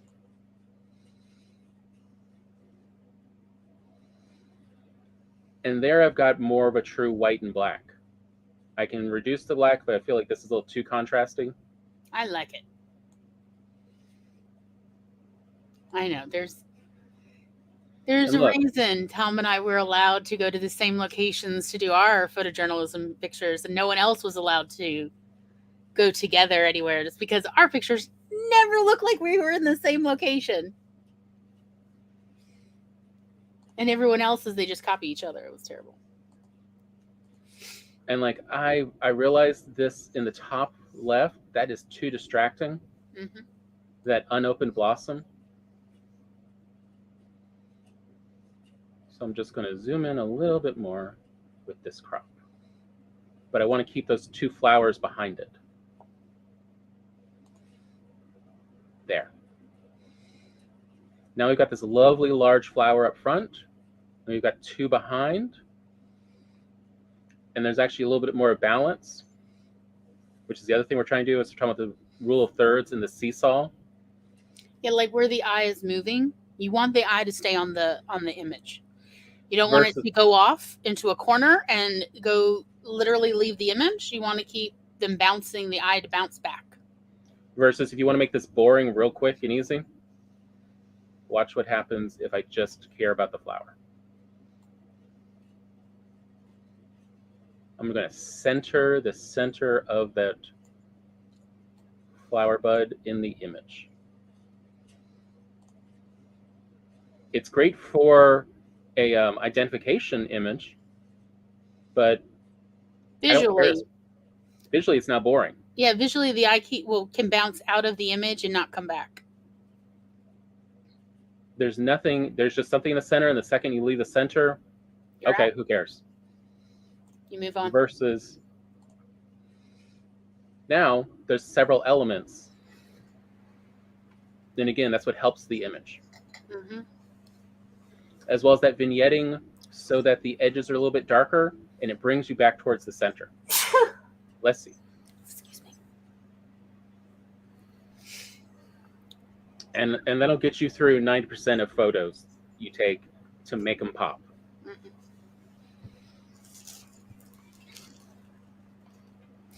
Because, like, what does pop really mean? But when somebody says, I just really like looking at this, or I can't stop looking at this image, that is a pop image. The image popped out.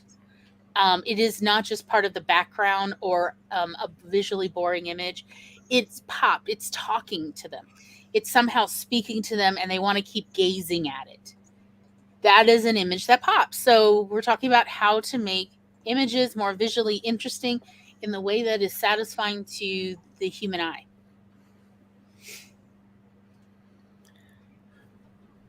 Because if you went to the trouble to take the picture and edit the picture and post the picture, then I presume you want people to look at the picture. Like, to really look at it. Maybe they come back to it. Like, again, you went to all that trouble because you want it to be seen, witnessed. And again, if we look in the bottom left of the screen, you'll see it has a little image of the histogram. And you can see how there's a hump where there's very dark information. And there's a separate hump for where there's bright. And that means that there is more contrast in this image. We're not getting stuck in the middle. You want that change. Yeah. All right. So that's mostly what Gloria and I always try to tell people about, how to do the basics of photo editing to make sure that this will get you through Most. It'll get you through like what? I think about 80 to 90% of most things humans want to take pictures of. Get down Portraiture close. is a little bit different because you're talking more about human psychology and posing people and lighting. So that's like most of the rest of the 10 to 20%. And that is just an entire different area of study. And I think Charlie actually has more of the art portraiture that they're planning to talk about. Yeah. Or am I mistaken? If people would like, I have actually 2 different things I could do. Either show you how to make a social media post, which I've got prepped, or I could show you how I make a book cover. Whatever you want to do, we're happy with. Like, you got the thing prepped, then we do that, you know? Like, this is a come as you are situation. However, you know, we could go ahead and do another 10-minute break first. And per usual, Yes. other Charlie. Think both. I'll do the book cover. Yeah, look, Dia's like also both. If we have time, They want it all, don't they? I'll start with the book cover. So for anybody who's familiar with my sci-fi fantasy series, I'm going to show you all of the steps that it took to make the cover for The Hidden. Mm-hmm. Because of my workflow, I can actually show you from the raw image I started with all the way through the process to the finished cover. Because I know, at least for a lot of our writer friends, like, how do you make an interesting book cover is definitely a major concern. Mm-hmm. And that's one of my favorites that I've done lately that isn't... It's going to feel more complex than it really is. Trust me, the best kind of lesson. Yeah, Raid it's a lot easier than you think. Yeah, Raid and Rebirth, those are actually really... Just be quiet. Must be heard. Those took a lot more work to do than The Hidden did. So, well, shall we do like a 10-minute bio break first? Sure. So you can get all that loaded up, lined up, and then we'll all stare at the ceiling till the timer ends. Go get some popcorn, people. Popcorn. Pet some puppies and some kitties, whatever you got to do. And then we'll meet y'all back here in approximately 10 minutes.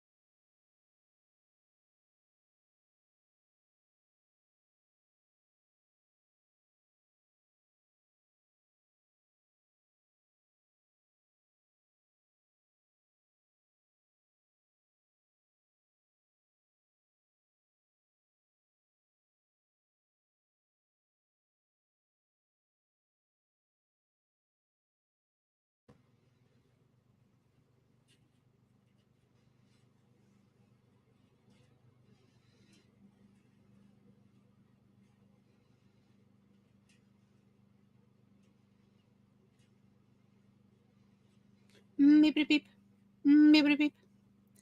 Beep beep beep beep. Boom. All right. It is now Tom's turn to wander off. He went to go make cottage sundaes for us. He'll be back later. Charlie, the floor is yours. Okay, so it's time to do some sausage making. Okay, so I'm going to start this off with, please, this is going to look like it has a lot more steps than it does, but the basic fundamentals that I'm going to try to go over with you on this will help you be able to make a really good looking cover image very easily. And it starts with making sure that you have a picture that you like. So I have the I'm just going to say an advantage here in that I made my starting image. So this right here is an image I made in some free 3D rendering software called DAZ Studio, and I spent quite some time making sure that I had everything perfect. Now, normally, when I make an image like this for a cover, I would render out each layer independently. That way I can do what I'm about to show you on its own. But since most of you are going to be starting with an image, I picked this project because when I rendered them out separately, the lighting effects didn't carry over because we need the bounce back from the other characters and the other elements that are in here to actually do the shadowing and the lighting to actually get it right. So I had to render a flat image, which made me very unhappy because I then had to go through with a selector tool and cut it into pieces. So, and that's probably what a lot of you will be doing in this stage, is finding a photo that works. Remembering, if you're looking at a picture for a book cover, you're going to want to have a good clearance up at top for either your name or the book title, and clearance at bottom for the reverse. So however you are titling your work, you're going to need to make sure that you have blank space in both of these places. Now, I really liked this render and allowed this one to be the final, even though, as you can see, it is very washed out. It is not as clear as I want it to be, but it's doing all of the lighting effects that I needed. So when you're starting, go for something that's good enough. We can gild the lily later. Like, honestly, I don't even know how to make that image. So after, when I cut this out, the first thing I had to do was restore the background and make it into a complete background. I then wanted to draw attention to our character in the middle, so I created a box that would give me that vignette that Tom was talking about to draw my focus into where the characters are going to be. And then you can see I layered it on itself twice to bring the color back, because see, the vignette made everything gray. This is where layers are your friend. Layers are so your friend. Make layers your friend. So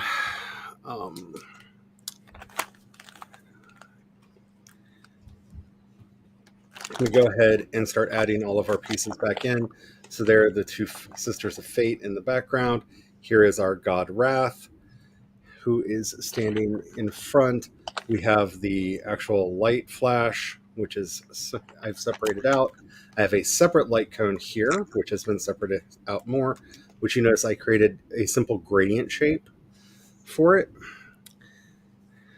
Then the light cones get added back on top.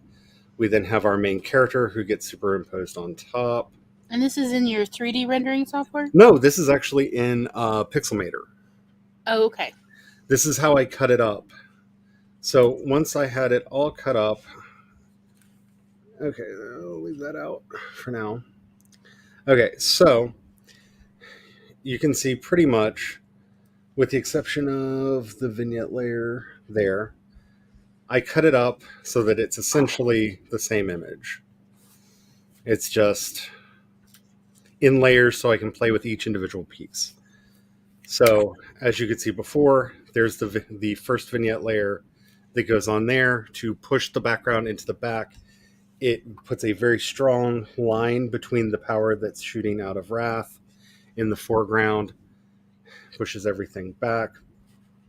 The second layer, second vignette that gets thrown on top, really focuses everything down so that we're pushing in on the character. Now, while doing this, where's a good layer for this?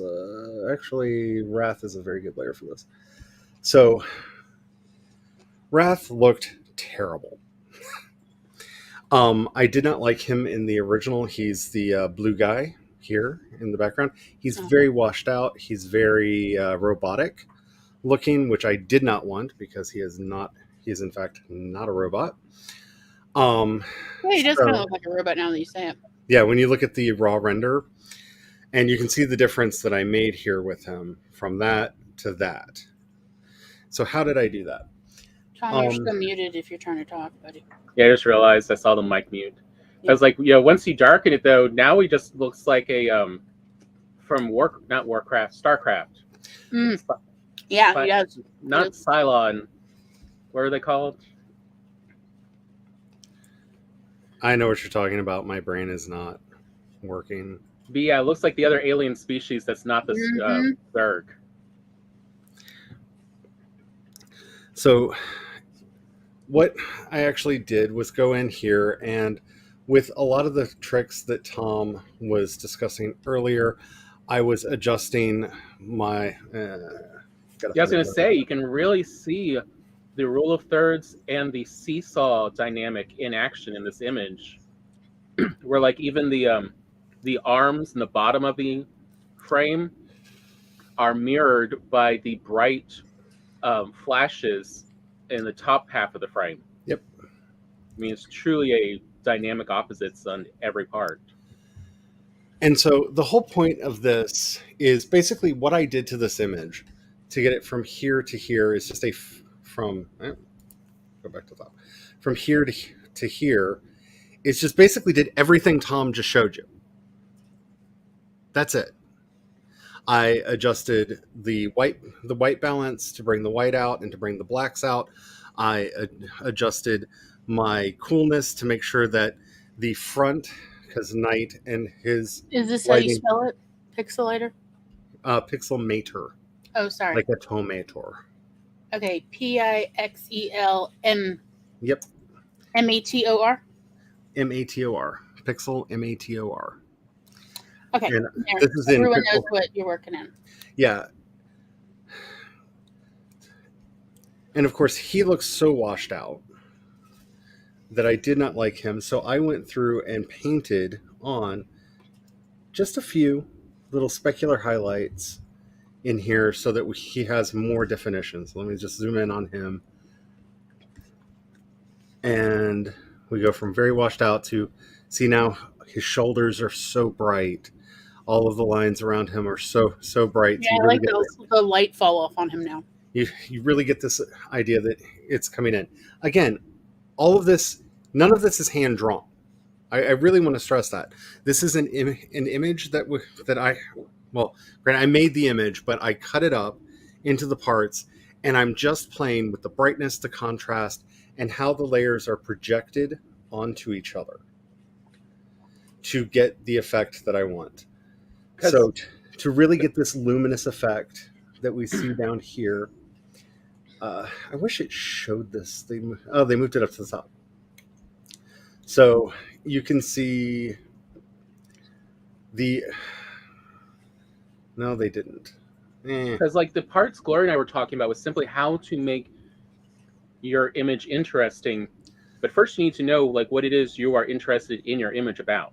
Yes. So like here, you are interested in the heroic character up front, the opposition character in front of him, and the two mystery characters to each side. Now, how do we make this dynamic? Mm-hmm. And that's what all these adjustments are about, is how to make it interesting to the eye, to explore everything. And I like doing this as much as I can through this layering technique, where if I close all this out so that it's just going to look at Wrath for a second. So we're going to get rid of everything that is not him. So let's go back to our original real quick so you can see. Very washed out, very, very kind of robotic. The final version of him starts with this version here, which is him, but I've really deepened the contrast here. I've really darkened the darks. I've brightened the whites, and have really squashed the middle. Mm-hmm. There's very little middle left in this picture. To remedy that, this is actually the original image that I'm just laying on top of it, slightly transparent. It's not showing the opacity change over here because I used one of the filters that it has to apply. So it is actually seeing this image as if I was projecting it through a projector Mm-hmm. onto him to bring out the color. This effect, which I absolutely love, and I think is what brings him to life as powerful. All this is a zoom blur on him that is then shot back, layered back on top, setting the layer to hard light, backing the opacity off, and now you see the power just shooting from him, and he really feels much more dynamic. And our final layer, which is added on, which is a hard light of just the normal him, which brings all of our colors back, and we have a much more dynamic range on him. So when I bring him in the background back, you can't even really see this layer. It's almost invisible to you. This is honestly what makes something go from looking professional and something that looks semi-pro, is whether or not you're paying attention to the details. Because what makes it work is it's this subtle light blur that's flashing out from him that almost gets lost. But when we zoom all the way out and we have everything else on there, but it makes him look so like he is the source of power. You've now got these little streaks, these little bright lines that literally point at him. And you don't notice them that much consciously. It looks like just part of the background design. Yep. But your mind picks up on, but there's these arrows literally pointing at this character. And well, he must be important. Now, some of you may be sitting back and going, well, how do I know how to do that? Break your picture. I have many years that I've taken studying graphic design, and just it's insane how much time I've been sat in a classroom learning from people how to do things. All of that is teaching you vocabulary, and that's honing your eye. That's honing your aesthetic. It may in some ways be giving you tools to understand how to do a thing, but every project is going to be slightly different. This blur that I've been talking about, one of the reasons I've been talking about it a lot is I went through about 9 different ways to do this before I found one that actually made it look good without being, oh, look at these like 1970s like bright light drawn right into him kind of odd effect. None of it was working. So I just kept hammering the picture with, what if I try this? What if I do this? Because I know what the tools are that I have at my disposal. How do they work? How do they actually make this image work? And if I take this back to and because see, there's the difference of, and this is where your layering dynamics really come into effect here, is if I just had that laid over him normally, well, it blurs everything out. It washes everything out. The hard light is actually going to deepen my shadows, and it's going to cast it as a color onto the things behind it. And that's what makes it stand out. Did I sit here for 30 minutes scrolling through and stopping every now and then going, ooh, that's kind of nifty, but is that exactly what I want? No. Mm-hmm. Well, he's super powerful there. He's really highlighted, but yeah, I did. I you have to intuit some of this.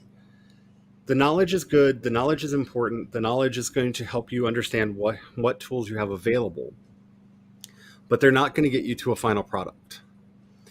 This is really what you're paying professionals for, is that they can do the same thing in, 1/10 of the time. Yes. Not that you can't do it. It's just it will take you a lot longer than they can. Mm-hmm. Because this is a skill set. The longer you're doing this, the more you're looking at the imagery, the more you start realizing, oh, that's oversaturated. I need to desaturate it. Oh, I need to go in and fix the highlights here, or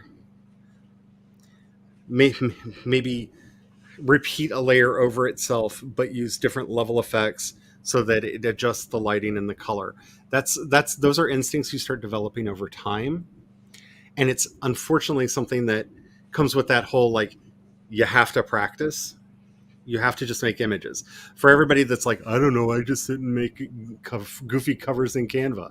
You know what you're doing? You're learning your aesthetic. You're learning your eye. You're learning the techniques that make a cover for you. That is valuable playtime. Do it. This is not my final image, though. Mm-hmm. This is not what the cover is actually going to look like, because I really wanted this to be kind of monotone, but it wasn't what I wanted. So I have another app that is available for the phone, and it's called Prisma. Okay, hold up. Let me change the banner. All right. And I'm not actually going to show how Prisma works, because it's literally a photo filter that so I export this image and I load it in there and just start, well, what's it look like if I filter it this way? What does it look like if I filter it that way? What does it look like if I filter it the other way? And I keep going through and making it different versions of it. So for you to see how things have changed over time, let me add 2 layers. And this one is on both Apple and Android. Yes. So I'm going to add 2 layers to this that would not normally be there, just so that you can get a sense of this whole process. Yeah, because right now we're just getting a black screen.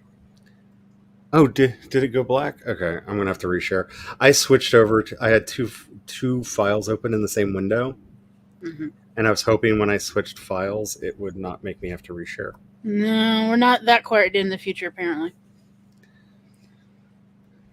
Yeah, that's not what did it either. Okay. Here, let me reshare the screen. I was hoping, since it was a shared window, I could just flip back and forth between files. Baby. You and me both. Okay. Is this one Prisma? So No, these are the end results. This is still Pixelator? This is still Pixelmator, where I have the finished results in here, because it's literally just a photo filter app. Mm-hmm.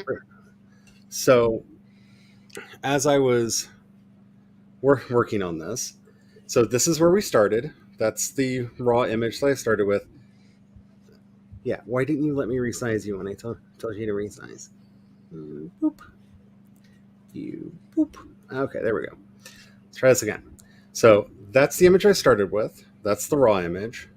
This is the image that I retouched. Mm-hmm. So we can already see the difference here.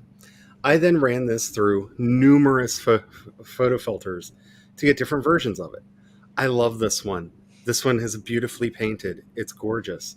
This one is so stark black and white. I absolutely loved it. This one has a lot of interesting color dynamics and the way it actually picked up the lines and the light in the back. This one is very washed out because of the way I am using it in the picture, but it's very dark and creepy and everything is just gorgeous. You'll see how it layers in a second. And this one, oh my God, the colors. I fell in love with the colors. So now I start here on my base layer because I love this. This looks painted. This has a nice soft feel to it. It reminds me of a lot of the way a cover would have been made for the books that I fell in love with, which is the aesthetic that I really go for in my book designs. It definitely has this sort of, what is it, Gaussian blur vibe. It's like this soft painted feel. So I take that, remember that stark black and white one? We're now going to just throw it in. We're now going to throw in the next layer, which is adds more colors. Notice we now have these purples coming in. This one's being shot down at a hard light at full opacity. The next layer, which looked really gray and washed out, and people were probably like, why did you like that one? Because it adds these interesting, beautiful shadows when it's layered on and makes the piece more moody and just makes it, I don't know, it adds a feel to it. You notice in the background here, the colors, we start seeing back here, it's all very blue, but this, with this hard light multiplied down that we're doing here, it's a 30%, it's very barely there. It's multiplied down at 30%, but it's giving us these purples, these fuchsias, this really nice soft light in the back. Our next layer goes in, and this is our layer with the colors. And it is going through specifically on color. It is not adjusting the brightness. All of the images here, this gave us our back tones. What is dark? What is light? How in focus is everything? What are the shapes of everything? Came in here. I loved the color on this one. I splashed the color on top, and there it is. There's my cover image, and it's everything that I wanted. There's fiery, it's alive, it's got an excitement to it that I never could have made on my own. Remember, we started here. We went from here to here to here in what are really 3 easy steps. Because if you think this image right here is beyond your talents, this is just what Tom talked about. The only difference between this picture and this picture is the tricks that Glory and Tom were telling you. Yeah, we're just going over the absolute basics. Like, this is just the foundational stuff that everyone needs if you're going to edit a picture at all for any reason. And that's the only difference between here and here. It's just what they were talking about. How to adjust the contrast, how to set your black point, how to set your white point, how to put in vignettes. All of those things add up. And then through this multi-layered series of filtered images that I made, we get this as our final result. And this is all of the dynamics that I want. It feels animatedly alive, which is kind of what I'm going for, where you're looking at this and you're not quite sure, is this a video game? Is this an animated movie? Is this just a poster for a film? It really hits all of those marks in a way that, for me, tells the story that you want here. I don't know who this dude is who's kind of being held up by his shoulders and having something done to him, but dude is in trouble. That dude is causing the trouble. And who are the two girls just kind of hanging out there like, oh, hey. But I mean, and you see, like, and, you know, as the other Charlie said, you know, every layer, you know, she gets more awed at the outcome of, like, each one does add another aspect to it to make it more interesting and dynamic. And that with each, like, filtered layer, you're adjusting how much of it is coming through. For that effect that you are ultimately, you know, like your vision of, you know, like in a lot of artists, we say, I don't know exactly what I want, but I'll know it when I see it. Because this is where I feel like a lot of people go wrong when they're using photo filters, is they're trying to get to this place where they're like, oh, and that's the final picture. Versus just keep messing around with it. Very rarely is that filtered picture going to be the final picture. I mean, you look at this kind of looks like the final picture, but when I put the other layers behind it that are supposed to be there, it's not the same picture at all. Like if let me duplicate this real quick and make it solid. The difference between that, which I'm just using for color, just using that for its colors, and that image, those are very different pictures. And that would be fine. This one would be fine. I don't think a lot of people would complain if that was the cover that I used. But by stacking these up and picking the best qualities for each one and letting them add up to the seamless whole, this to me is what I want this cover to look like. And this is something, by the way, I would not be able to do in my 3D software. Because to be able to pull off the lighting, just the lighting alone in that light cone around night, I don't even want to think of what I would have to do to get the light to go from that blue to that like rich, almost burning red at the bottom. Because yeah, and that is part of it. It's you have to find the tools that work for you.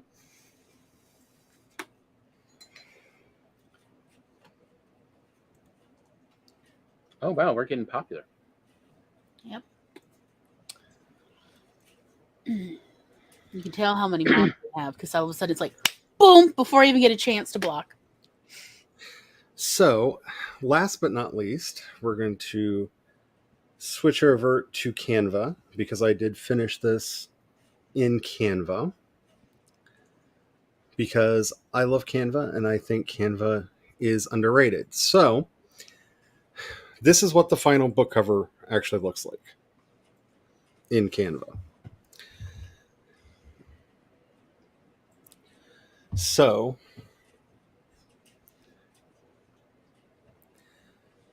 what you can see here is that image that I just showed you how I made as the background. I made a logo image for this setting, which was made in a similar method because I actually sculpted this mask that you in 3D so that I can render that mask from any angle that I want to, because it is extremely important to the series. One of the reasons why the series is called Mask of the Gods. But we have my logo at the top, and then we insert the text, Mask of the Gods, Book 1, The Hidden, being very careful with my font choices and how I really want this to speak. And now this is the finish, and here we are, finished book cover. I also almost feel like sort of also bring up another point that I see people often get afraid of, and that is in part the cropping of, yes, you made a great image, but now you've, for this book cover, you've now cropped in to make it even more about the main characters in the image, but you did not overcrop. We can still see the hands, and we still have some space away from them. So there's still a border area around the characters. Like, because that's the other problem I see is where they will crop in to the point that, like, they would crop out both of their hands on the outsides of, like, super cropped in. People don't like mid-limb crops. Like, there's certain parts of a body you can crop. And then if you want to crop, you actually have to crop further or crop less, like, so they don't like what is it, mid-hand crop. If you're going to crop, you either crop at the right around the wrist or closer to the fingertips and that kind of thing. Like you see there, where, down at the bottom, you see just at his fingertips. But, like, they don't like it to be cropped right here. Like, there's certain areas if you're going to have to crop in a body where you really have to really check and make sure it's okay visually, especially if you're unfamiliar with portraiture, where to crop on a human, because of how it's very upsetting to the human eye to see croppings at certain points on bodies, like in certain only, like how much of a face can you include or remove before people get upset, like, and it becomes uncanny. It's something to keep in mind versus, like, Charlie, like leaving this area around the sides of the book cover gives the eye a place to bounce back into the main humanoids. Again, because you need a place for the eye to move and then come back to. And so Charlie's done that. And it has two main focal points. One, which is one of the reasons why I do logos for my series titles. Because one is the mask that draws your eye up into the title, which is the how can you give me the monies? Get a copy of Mask of the Gods, The Hidden. And the other is the full cover. Also, by having something beneath, where if you're using a fairly common style for how you put your covers together with the name on the bottom, people stop at the name. So I could, if I wanted to, fade that to black under the name. And most people would not notice it as much because their eye will stop at the name and bounce back up. When I was working with the Pixel Core, one of the things that Alex always used to say is, when you're doing an image, think of your viewer's eye as the ball in Pong,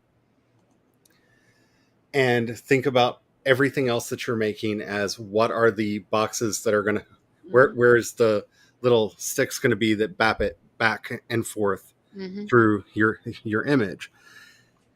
And trying to have that guide as well as you can. You know, I'm not saying that I'm a master at this, but I've spent way too long practicing to get the kind of aesthetic that I like for my work. And, you know, for some people, this kind of cover would be way too busy. You wouldn't want all of this information here in the background. For me, that is, I want you to, when you see this, to be transported back to kind of the 80s and the 90s. I want you to see this as is in that context of a video game cartridge. Do you want to play this game? And that's important for me because this is actually part of a game setting that I am writing. So when you see how this is laid out, it has a feel kind of like a video game box without being overly video game box.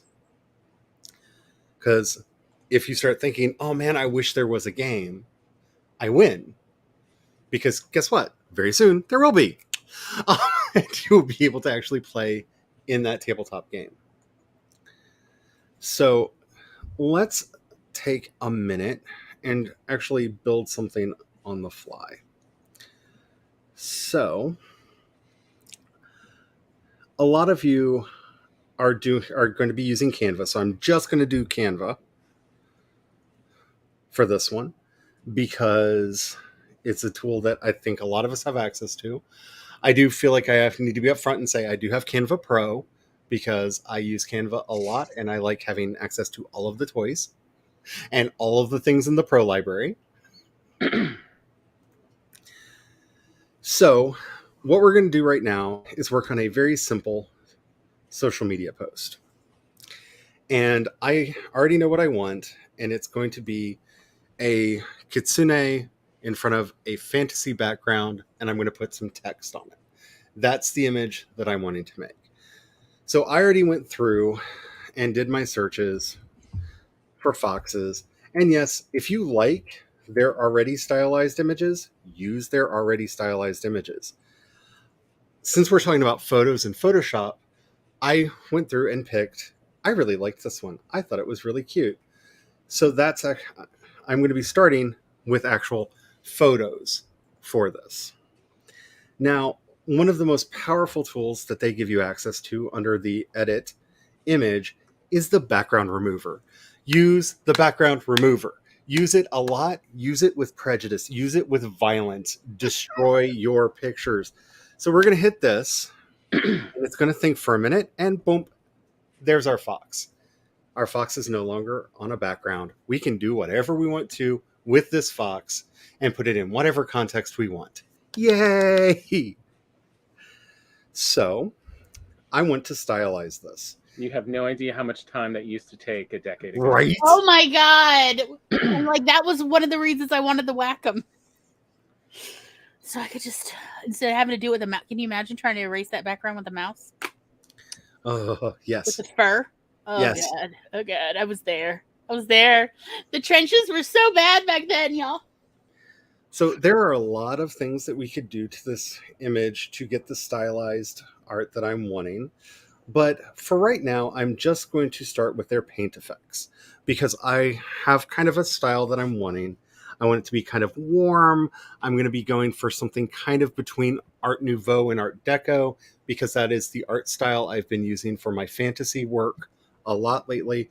So in here, that's primarily going to be these two filters here, either Windle or what's that, Retrato. So we're just going to hit it and we're going to see what happens. It's going to do violence to our picture. That's kind of cute. Not exactly what I'm looking for. Let's try the other one. Let's see if it works. Hey, And Charlie, it's would you also- zoom in on the image to make it larger in the frame? Yes, I will. Thank you.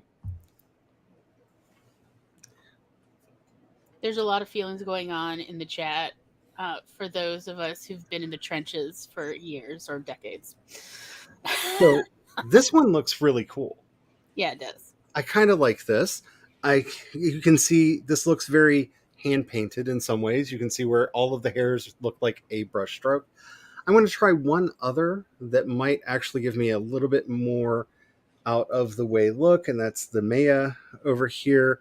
This is going to make it a very simple image, and I'm basically deciding how detailed do I want this picture to be. And that's too soft. Versus, I kind of like that aesthetic. Yeah, I was for like, a I quick liked it zoom in. too. I was like, ooh, hello, baby. And remember, you can adjust its strength. I don't recommend you do that with the paint effects because, as you can see, it got confused what the image actually looked like and added this weird thing in But there. I It will like it. I start feel like I'm looking- going back through the last 2 decades of art styles when you Okay, slide so we that. do like this. So let's No, move I on. mean, like, if you don't, you do you. I'm just, No. I'm I the wanted peanut this to gallery. be kind of a And I'm going to collaborative say, ooh, mommy like. project. It's So- all like, yes, why, yes, I do like new wave and new romantics. What's So- your point? Low, medium, and high here don't mean what you think they do. It's not, oh, this is the high detailed one. No. Did you see how we lost a lot of detail when I switched this to high? Yep. This is basically while this says intensity, this is the opacity. This thing lies. This is your opacity. How? Oh, yeah, that's not intensity. What the? This is your intensity. How intense is this filter? Is it a really high intensity filter? Are we going to use it as a low intensity filter? Let's see what that looks like. I see that everyone else that was on board with Glory Dive, like, it just makes you think of pop art. Ooh, hey, cutie. I like that. Yeah, it is nice. So notice I this. didn't even know some of this was even available, like, to do in Canva, Charlie. Like, Yeah, I it's like, had no- oh, Canvas. like, I'm like, oh yeah, like Tom is, the artist in Tom, I can see it in his face. He's like, Tom hungry. So we're going to apply this filter because I really like this. It's kind of almost snowy with Yeah. golden. Now give it a second until everything reorients itself, and do not do anything until Restore Original appears. Okay. Canva Good to will know. break Ah, if you start doing other things before Very that good. Restore Original appears. I think that's a very important tip. Thank you. So now we have this image. Because I tend to break things anyway. What was our rule? We're going to do violence with our remove background.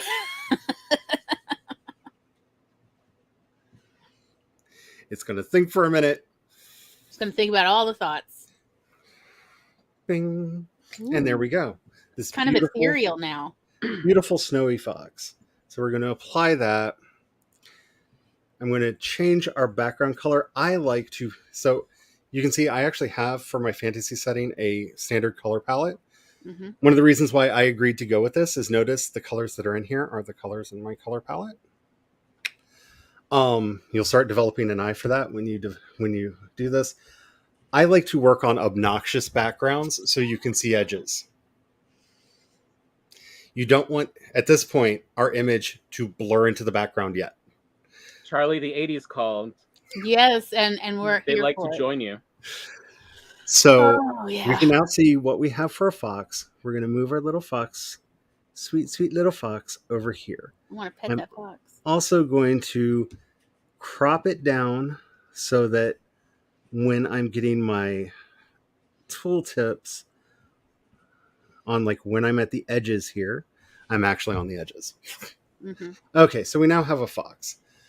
I wanted this fox to be sitting next to a magical crystal thing because of course I did. So say it with me now. Let us do violence! Let us do violence!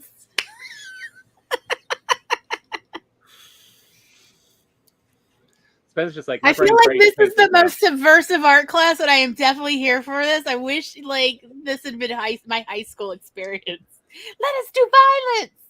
I'm so into collages, you have no idea. So as you can see, we now have completely cut that crystal out so I can do whatever I want to with it.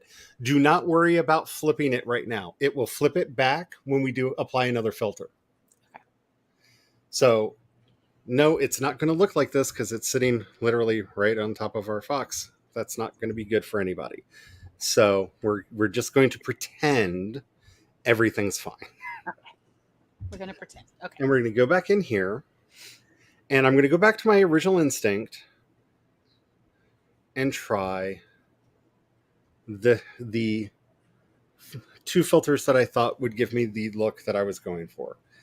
That looks a little poopy. It's very brown. Yeah. Not a big fan.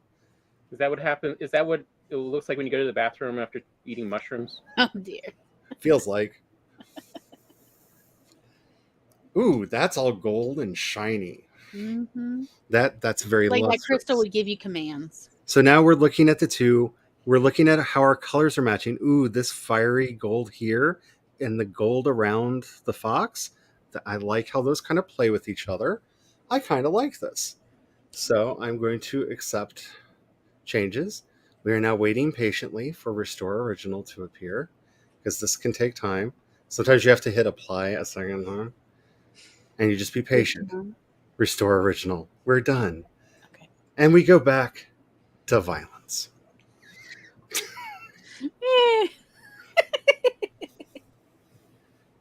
We want to cut that out so that we can collage Just butcher beautiful things together. Ooh, Just look and at there we that. go. Now we have this beautiful gold crystal that, let's flip it around this way. And I'm going to kind of expand it out like so, because I want this to be most of our background. I'm going to move it down here. And now I'm going to move it into the background. And I'm going to move our little fox up here just a little bit, just so I can see them together. The colors look really good. The art style looks really good together. I'm kind of happy with the way. Is Enya releasing a new CD? Because this feels like we're working on that. Yes, it has this sort of sail away, coolest, sail away, sail away. Yeah, this like sort of Fleetwood Mac ethereal, like, yeah, we cool. What's your problem? And I picked a background for this, which I think is going to look really pretty. Lots of stars, a little bit of kind of nebula, cloudiness in the background, a little bit of that pretty water kind of there. All right, this definitely is an album cover now. You're right, Tom. And we're going to go Charlie back can't in. help it. I'm ready to buy this in a vinyl. We're going to go back in and we're going to start applying the filters that Charlie's like, la, la, la. I don't know what you're talking about. I know what I am. Ooh, that made fire. That's kind of nifty looking. Yeah. Let's see what this one does. This is when I say experimentation. You start getting a feel. That's just dark and poopy. Let's try the one that we used on the fox. It's a little washed out. It's a little nondescript. I don't know if this is a fire or what exactly is going on here. Although it would blend well with the crystal if you had additional elements to do. Let's try this one. This one works. That looks all kinds of mystical and magical. Looks kind of inviting, kind of, I don't know. There's something about that just kind of draws my attention. So I'm going to try that. And remember, we always have an undo. We can always go backwards.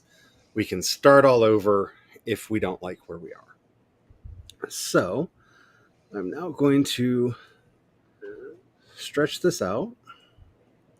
We're going to make this our new background. I feel like this spirit animal is judging me.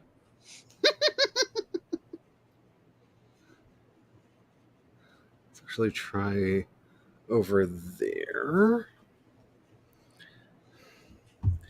It's kind of an interesting effect. Everything feels very blown out at the moment. Everything's very bright. But right now, what we're looking for is composition. Do we like the way that this is composed? I'm going to move our... Yeah, I was going to say, right now, the image is suffering from a case of the midtones. Yep. Where everything is a middle gray color. Mm-hmm. And that's why it all blends together. Yeah. So we're going to... Or what we used to say when I was growing up, it's too busy. We're going to scale that down. Because the eye just doesn't quite know where to go. Okay, so we have our little fox here. We have our crystal here. We have our background here. I kind of like the swoosh of the flow here because I'm going to leave... It's not showing my mouse. Yeah, it is showing my mouse. Yeah. So I'm going to leave this area here for text that will eventually come in because we're making an Instagram post. So let's go in and start doing more violence because all images need to be beaten up just a little bit. Make it cry, uncle. So I feel like this definitely is like how some, like this is what happens at art high schools. I mean, I feel like what's really missing from the Canva tools is there is no sharp implement tool to just literally rip into the image.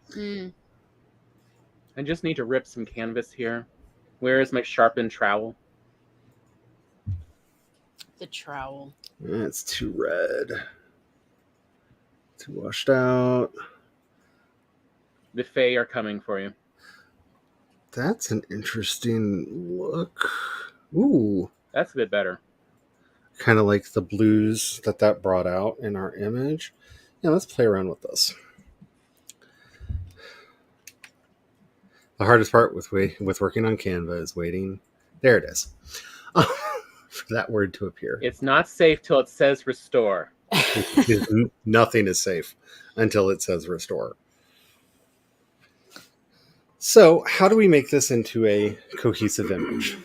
Now that I've got kind of a layout that I'm kind of grooving on, I'm going to go in here and I'm going to deepen my shadows. I'm not going to start with the contrast. I found that working with these filtered images in Canva, we immediately go in to brightness and contrast. I like to avoid contrast till last. Yeah. To see if I can get the effect without using the contrast button, because contrast is such a large general purpose tool that it can really affect more things at once than you want. So we're going to go back here into the shadows because I really want to kind of pull that back. I want to kind of bring our highlights up just a touch. Is that where I want it to be? I'm actually going to put a little bit of blur, not a lot,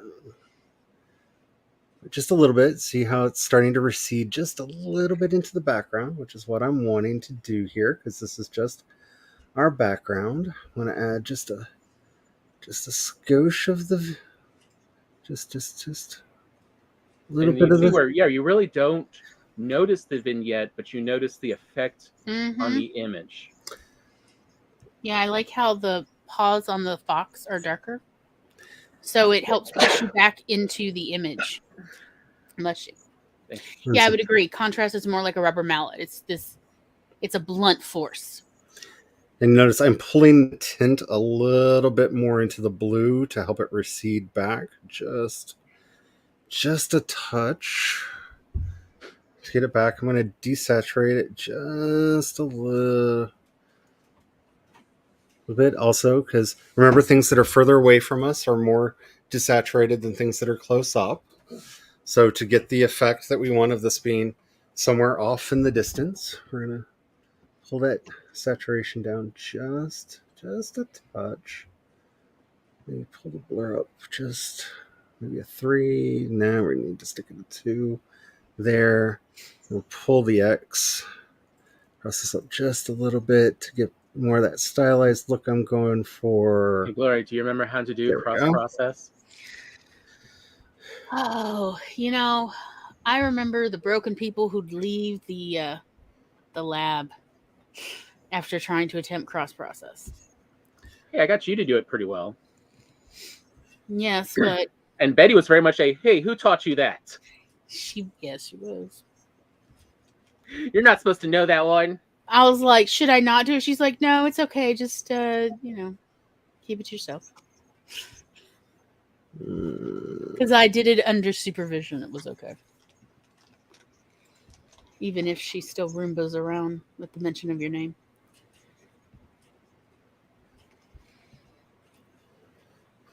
You broke her. Art is violence. If art is violence, then my art's a war crime. Yeah. Yeah, you're not wrong. I've seen your work.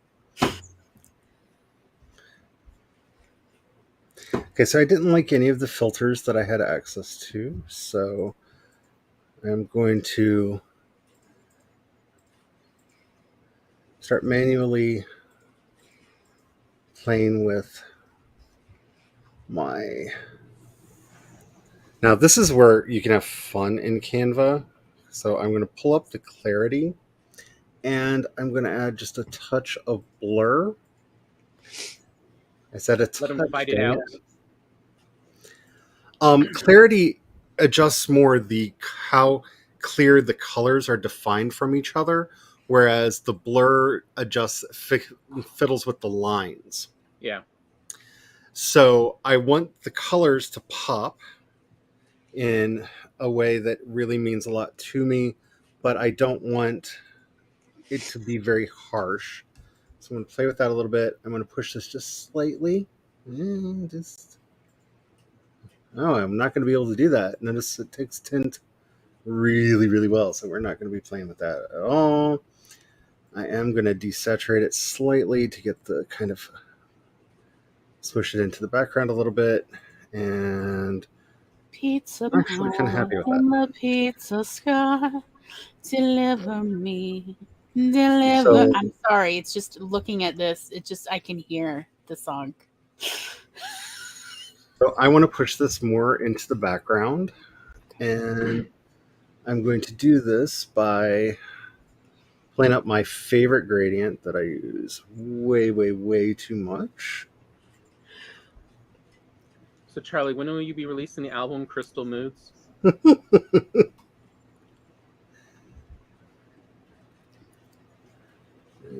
pull that up to about there. Dupe and drop. And we're gonna back. We're gonna set this. Oops. You picked the wrong layer. Okay, so I'm gonna have to adjust that before I move things back. Okay, so we're gonna set this to about 50%. Yeah, about 50. Wish we could mirror over here. Our background's not going to match up.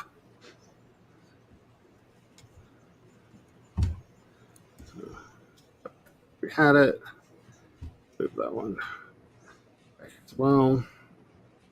Now we're going to take Dang it. I meant to copy this one before I sent it to the darkness.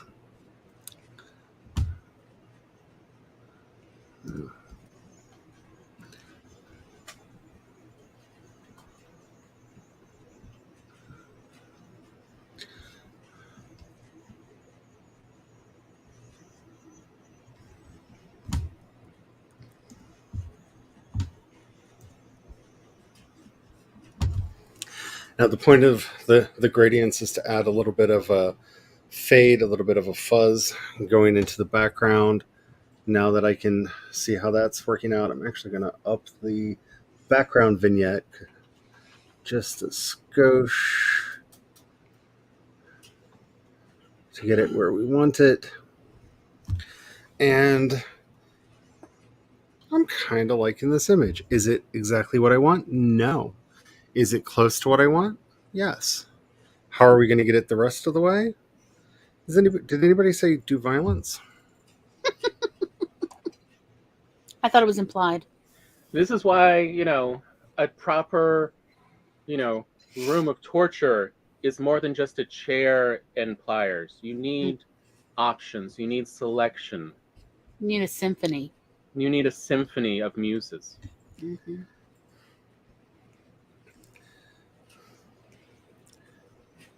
So I just exported and re-imported that image back in. And the reason for that is we now want this layout to get stylized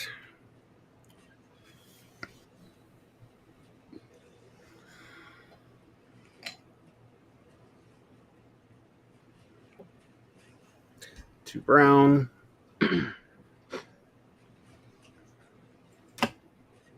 Come on, Canva, you can make it. It thinks for just a bit on each. Ooh, Oh, that is pretty. Like that. That feels fey, That feels like like it's part of a what do you call it? Tarot deck. Yeah. Style. Yeah, vibe. Which is, if you remember the original aesthetic that we were talking about wanting, that's what we were going for. And now, through a simple couple-step process, here we are. I'm going to check. I think this might work. Under color mix, glow either is great or terrible.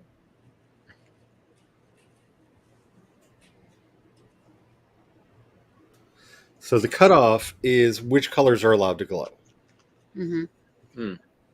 So you can see I can blow it completely out and everything's all glowy. I can only have a few things kind of glowy because I want this to have that kind of magical feel. So I'm going to bring that up and play with the size. The size is actually, if you notice, creating a slight blur effect from the glow. Yeah, it's how many pixels out, it'll glow it. And we can go all the way up to super stylized or all the way back. I'm going to reset this and take my cutout back up. I don't think it's worth it. I think we can probably do better manually. So we're back in here, back with our regular tools that we love so much. So we're going to take our highlights up so that we can get our whites back. We're going to deepen our shadows and create a bit of a mood. We're going to bring a little bit of vibrance in so that those colors pop like they were, because we washed them out just a bit with the processing. Bring just a touch of clarity in. Just a scotch, not too much. Bring just a little bit more. I'm going to add a little bit of extra vignette. Little tappy tappy. Little tappa tappa. Just to bring that in so that we have this focus here. I do wish they'd let us aim the vignette. That's the one. Yeah. One complaint I have about Canva is the vignette always centers. But since we're going to be adding text, that's fine. I'm going to add just a blur of, come on, finger. Okay, finger's not going to work. We're going to type. Of 1 to get rid of some of the jaggedness that we put into it. I'm going to up the saturation a little bit just to make it a little bit more magical. I think my contrast, see, that is very 1980s coloring book. Yes. Like that's a 1980s picture book. And again, if that's the aesthetic you're going for, nailed it. Also, I would expect that to be a cover for, what was it, Incubus Succubus? So we're gonna back this back a little bit. Tell me about your neo-pagan Wiccan ways. Also, what brightness does that down actually mean? just a little bit. And whether or not this is to your liking or not, this is kind of what I was wanting. It has, and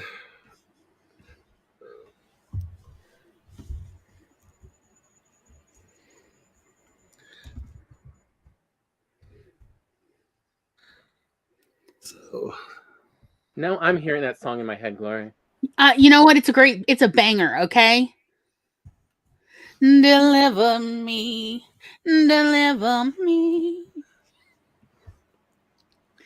Okay, so we're gonna add a little bit of text. Wishes they could for that song. Charles Entertainment Cheese.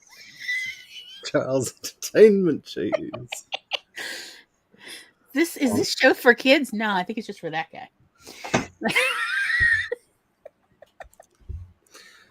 Where it's good to have your fonts kind of prefigured, because I like to do things the way they are. So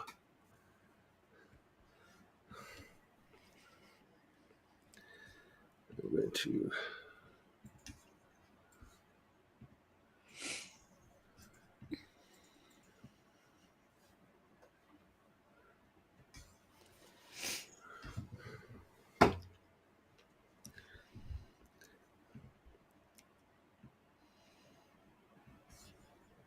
I want to take that box home.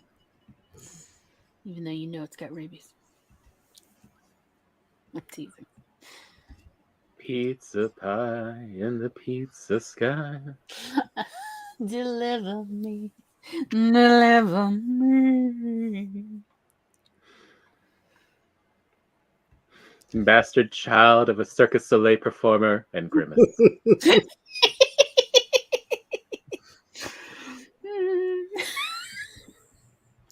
and yes, I want that carrot. I just like how the kid, on the other hand, you can tell, like, now the kid's entertained. Yeah, that little child actor they hired is like, this is the best job yet. No, I like this song. Keep going.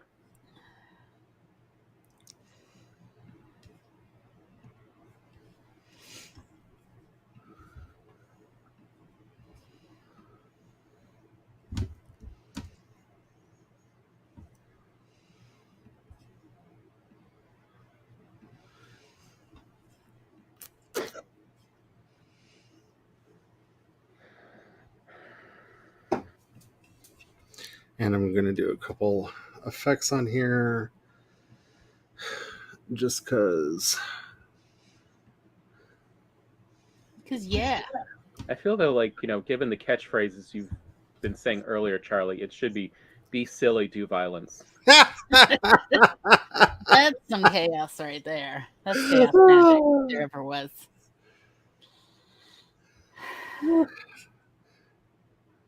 Violence is going to fit really weird on this image. I will do a be silly, do violence. That will be the next one that I definitely do. And the whole point of this exercise is, as I wanted to make something eminently, well, silly. I wanted to make an image that cracked me up, that made me laugh, that made me really, really just feel silly. And but on the other hand, you also see, though, how the elements it takes to make these all blend together. Because Mm-hmm. like that is part of what is professional level versus, you know, amateur level is that ability that all the elements now mix. They do all look like they belong on they the belong same together. page, on the same image together.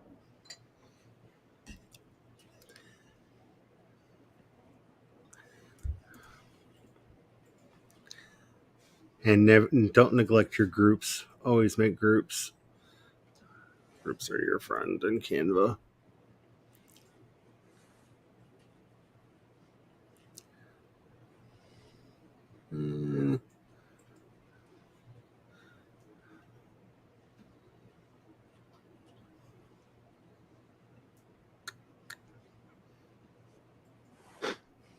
There we go. Be silly, do magic. It's a silly image that I had in my head that I wanted to make for an Instagram post. Does it have to be perfect? No. Will it be perfect? No. Now that I've got the text in here, you can start seeing things that you may want to filter with a little bit more, like maybe up that vignette a little bit to make the text pop just a little bit more. I can go through and I can do a lot of different things with this.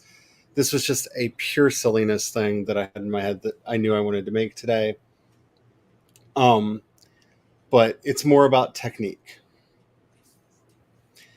Because once you start seeing how to fit things together, let me show you one that I would actually, a couple that I'm actually proud of. Because it's not that I'm not proud of this one, but this is meant to be silly and weird. Comical. Like, yeah, that's the aesthetic that I'm going for here. So let me pull up a couple other. The jester card. Yeah. Although having said that now, it's like, oh, the fox is missing a crown. Crowns are fun to put in. There's so much fun. And yeah, this one.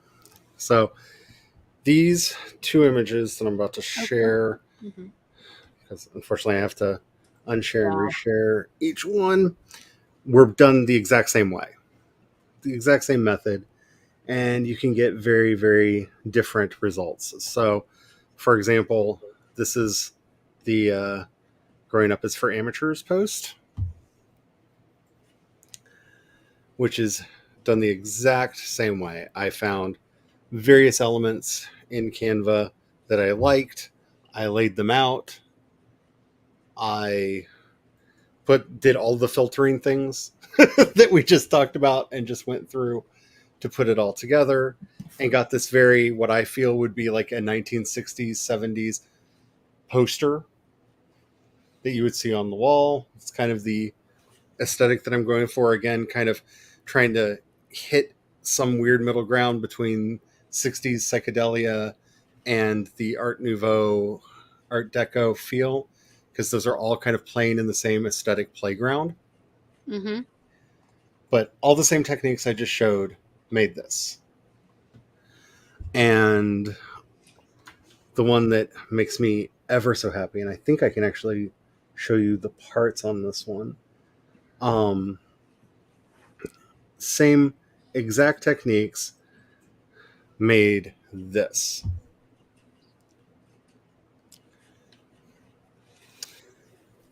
Can you enlarge it a little for us? Yes. Thank you. So this is actually basically a doll that I made out of, that was a helmet that I liked. That was here, let me duplicate this so I don't mess up the original. I really want to point out that, why are you, stop being like this. Stop. Oh, did I group everything? Why are you? Yes, ungroup. There we go. This is a helmet that I really, really liked and thought looked good. That's a helmet that I really, really liked and thought looked good. I liked that armor, and that armor, and I really liked this cape. Wow. You're not kidding. You just paper dolled it. Yes. These are all assets that were in Canva. The background picture is not. The background picture is actually one that I drew and then filtered in Canva to match the aesthetic style. So in my art program, I made this, which was the symbol for this group of people, and then imported it in and used the same filters so that it worked. But yeah, I liked all of these parts, and I put them together and made him. Nice. Be creative, do violence. Also, this is where it pays to have learned how they used to do it. Mm-hmm. Yeah. Instead, like, you just paper dolled it. You just got the elements of a paper doll and pieced them together, and look, it still works. Yeah. Yeah. Because it looks like one set of like shabby sci-fi armor. Mm-hmm. Yeah, it does. But it really is not. I mean, these are all very different pieces that all got pieced together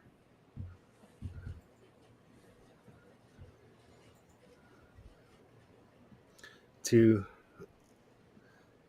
let's see if I do this relatively quickly. Yeah, I said it's going to be in the wrong place, but y'all get the idea.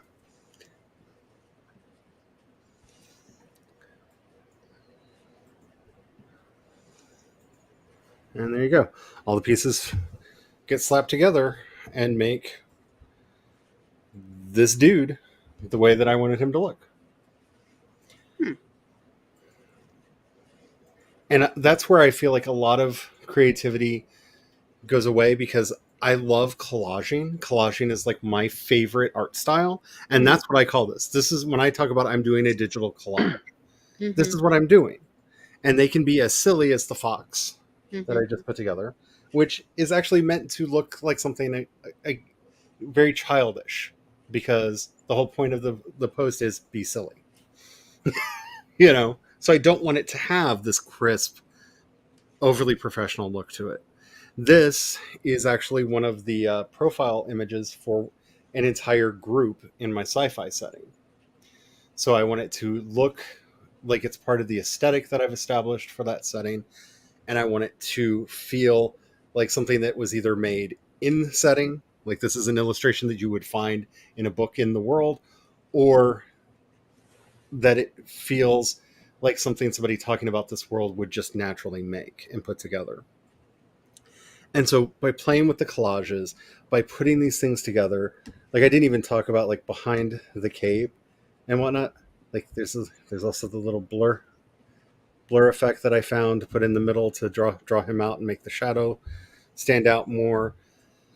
The whole background is yet another image that I pulled in and played with the effects and everything on to make them look like I wanted them to.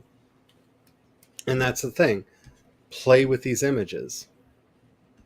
That's really what it takes, is seeing what you can make out of the images that you're making. How do you want them to come together?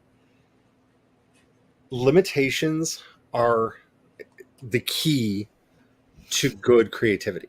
Mm. If you want to be creative, don't say, I can write any fantasy story I want to write. You will sit forever not knowing what to write.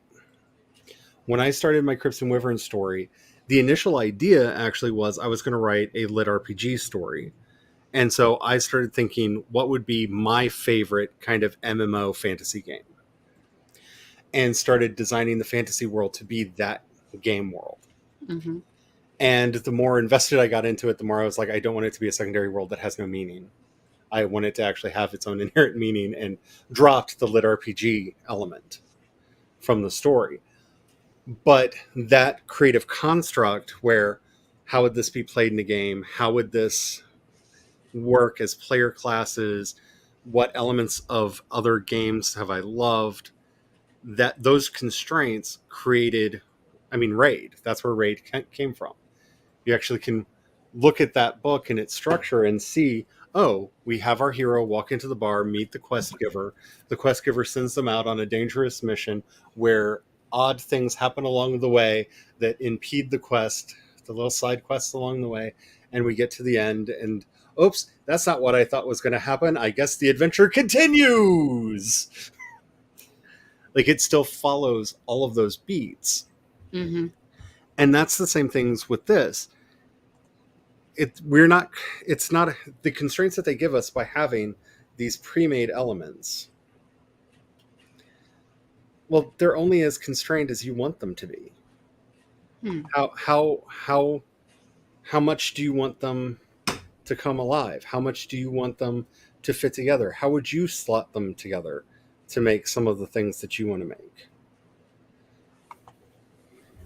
How can you hit them with the tools that they give you to make them work for you in the way that you want them to do it?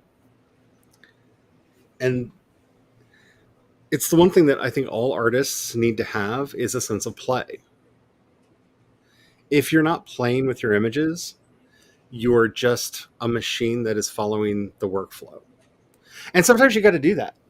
There are times when I'm making social media posts and I've got to do like 30 of them because I need to get a month's worth of promotion for a book done, where it's factory time. I spend all my creative effort on those early steps of making the elements that are going to be used later. And now it's time to, okay, so the logo goes here for this one, and I put the words here. Okay, the book cover is going to go there, and I'm going to put the words there. Da, da, da, da, da. Bam, bam, bam, bam, bam, and hammer them out. And so when you start thinking about creating assets for your content, rather than just making that image that's in front of you, you start having a lot more reusable art. Like, one of the things that I love about this image is that almost Stargate-y nature of it. It does have that vibe. Or even Mandalorian, the actual armor. You know how it's always so beat up? What is it? Yeah, no, they are Mandalorians. Okay, yeah. It's like I was trying to remember the order. Yep. But that vibe that most of the Star Trek universe has of these beat up old armor pieces, like leftovers and reworked pieces from a million wars, that there's hardly anything new. They're just reusing the same stuff. It's all beat up and repolished and painted again. That vibe, which feels very distinct for that universe. That's what, for me, I see that. Because, I grew up in the era of Boba Fett. Mm-hmm. Like, when I was a little girl, I had a little Boba Fett doll. Because Luke and Leia were not available, and my parents refused to let me have Darth Vader because they were like, no, she does not need encouragement. But Boba Fett was okay, y'all. Just pointing that out. Okay. I really wanted Darth Vader. But yeah, so it had that. I used to sit there and study my little Boba Fett doll because it was hand painted in the early 80s. There were all these little imperfections, and he had little actual scuff marks. He came out of the box that way. It was so cool. But that is definitely that vibe that I get from this too, of scuffed. And start working on your assets. Start figuring out how you are going to establish those dreaded things like brand identity. No. And you can do that so easily with a color scheme, with an aesthetic. Megan and I have gone back and forth on what this aesthetic is that I'm using for the sci-fi thing, because it reminds us of something, but it's not quite any of the nameable things that we've found.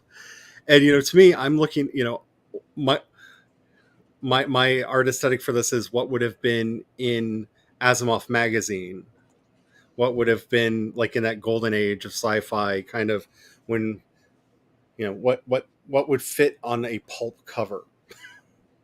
That's kind of the aesthetic that I'm going for. That art style, as far as I know, does not have a name, but what was it? There was these covers. Oh, Star Child stuff. It was the Indigo Child, or what was it? You remember there was there was the book Star Child, and there was the Indigo Children or something. There was a sci-fi book about, that's kind of what it reminds me of.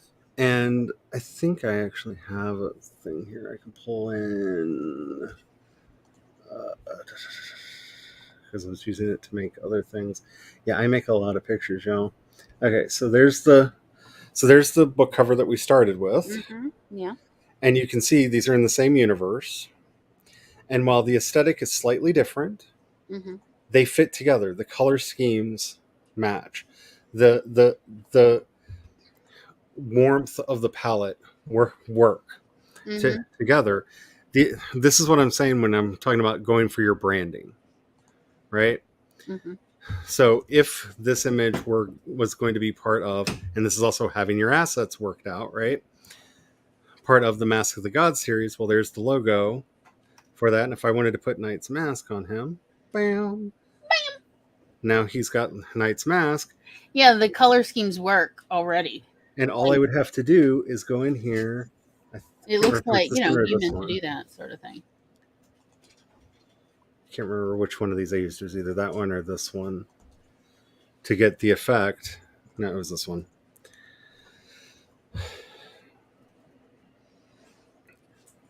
Actually, I like the other one better, even though it's not the right one.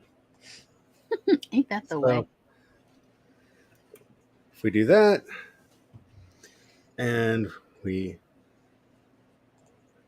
do our violence, which I didn't wait, so it might not do it. Yeah, there we go.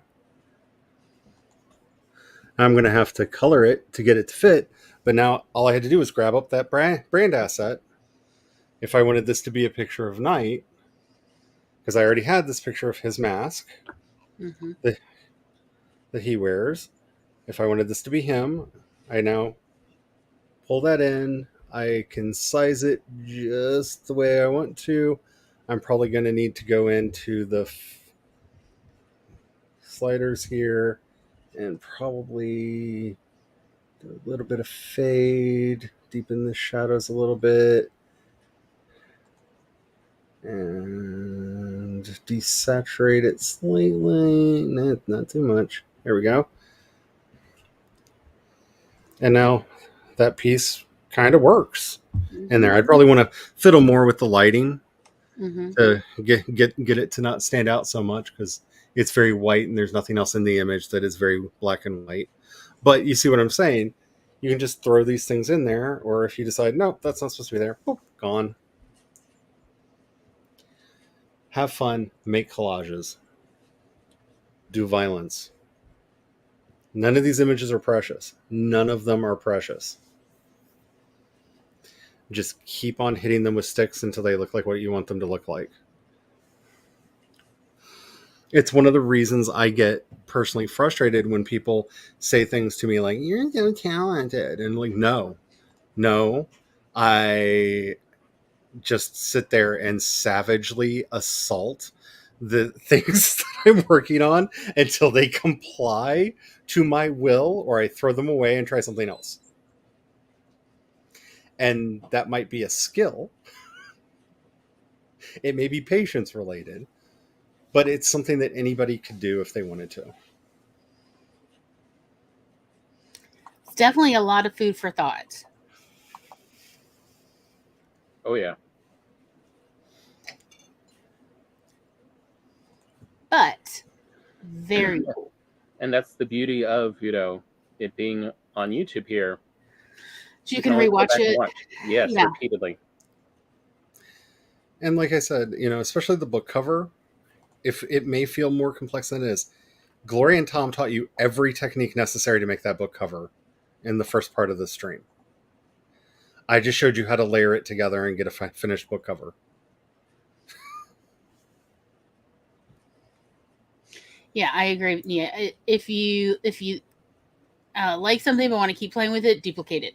Yep. Like if you like it where it is, but you still want to play with it, duplicate it and then play with the duplication. It's so much easier than having to backtrack later.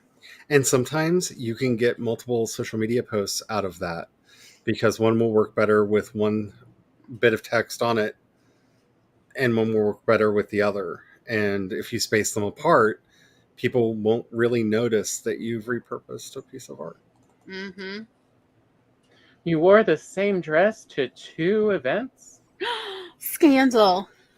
What do you mean you're not insanely grossly rich?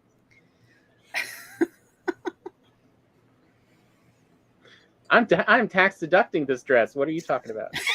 Right? First, I have to like deduct wear and tear on it. And then guess what I'm going to do? I'm going to then dye it a new color. Until this thing is entirely, what is it, amortized? Yeah. That's what I'm going to do. Yeah, Spence, I've often felt that like my motto should be the same as one of my favorite bands, Typo Negative's motto on all their albums was, please do not mistake our lack of talent for genius. I feel that way about most of the things I know how to do. When people are like, oh my God, you're so amazing. It's like, no, I just, a lifetime of insomnia. I've had extra time to mess around with stuff in the middle of the night undisturbed.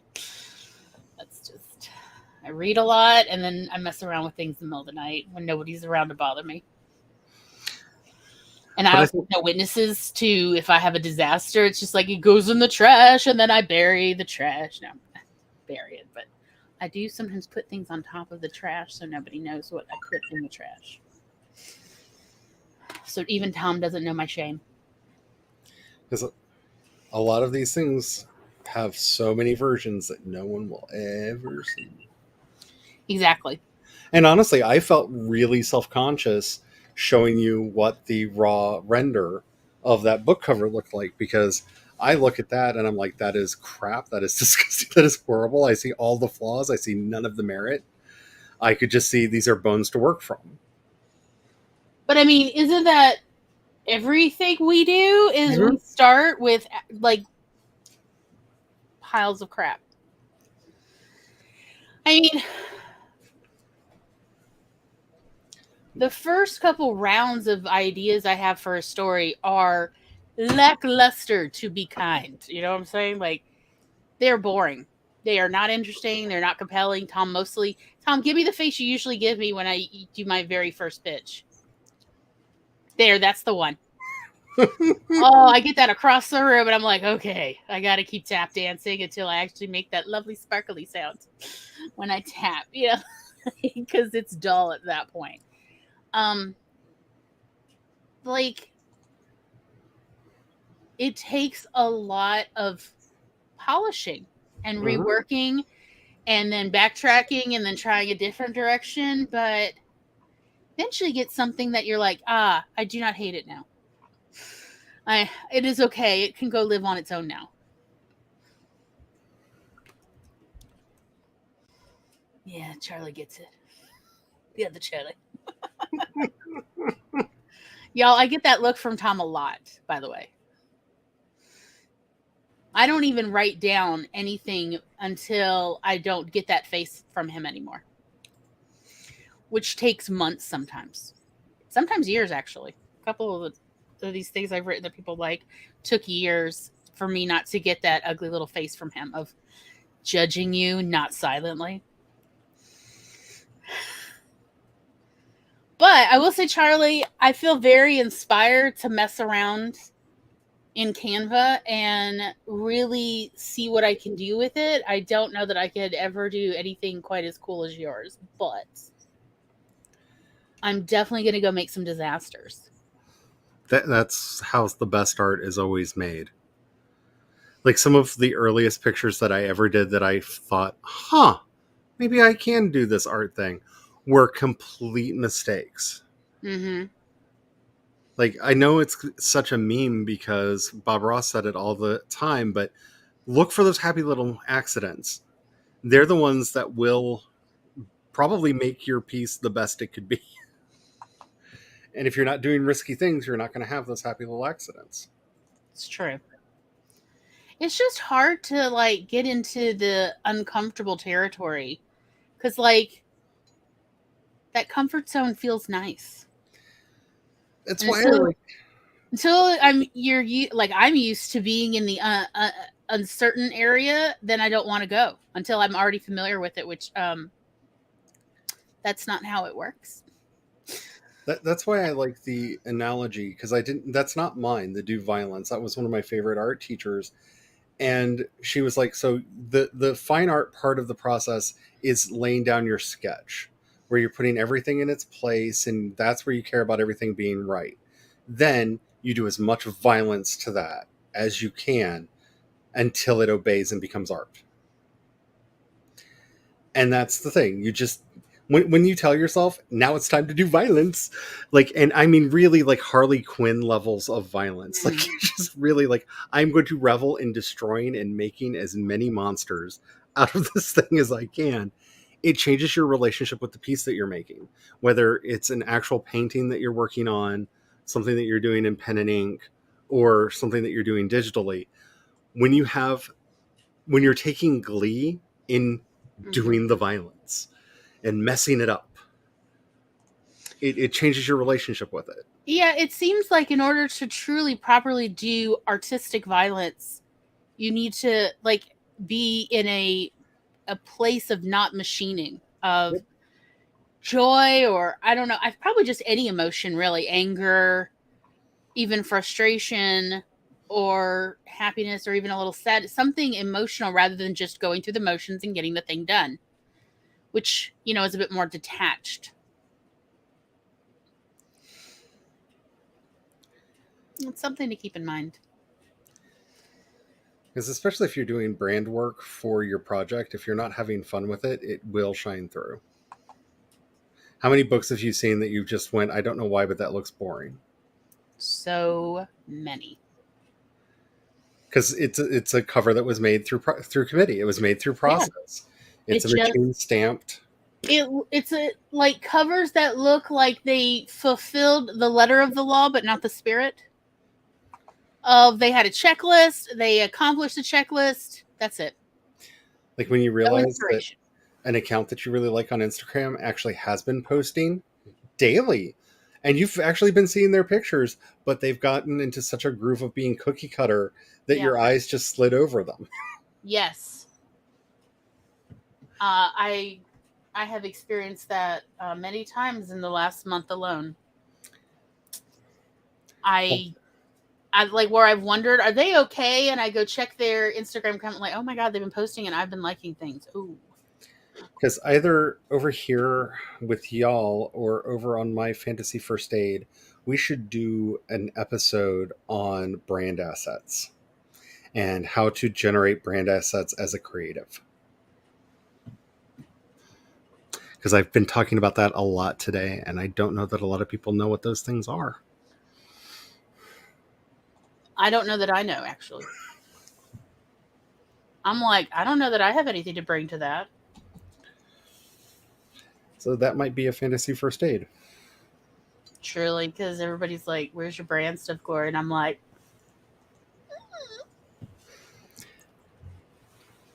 I know this comes from me having been doing this since the Web 1.0 days where you had to handwrite your HTML. But it hurts. Trauma. It's triggering. Making sure that you have your brand identity and your brand assets done before you start doing anything is so ingrained into my workflow that it's one of the first things that I think about.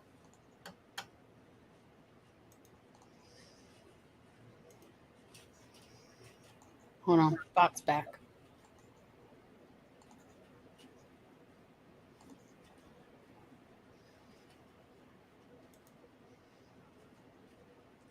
Okay. I honestly, like, aside from just feeling overwhelmed anytime I tried to think about branding and working on brand assets, like, the ADHD is there and I immediately just feel overwhelmed. But beyond that, I'm just really not sure where to start with even what to think. Like, it just feels like it's going to require some sort of deep internal journey. And I do not know where to start this quest. And again, that overwhelming, I just feel overwhelmed a lot.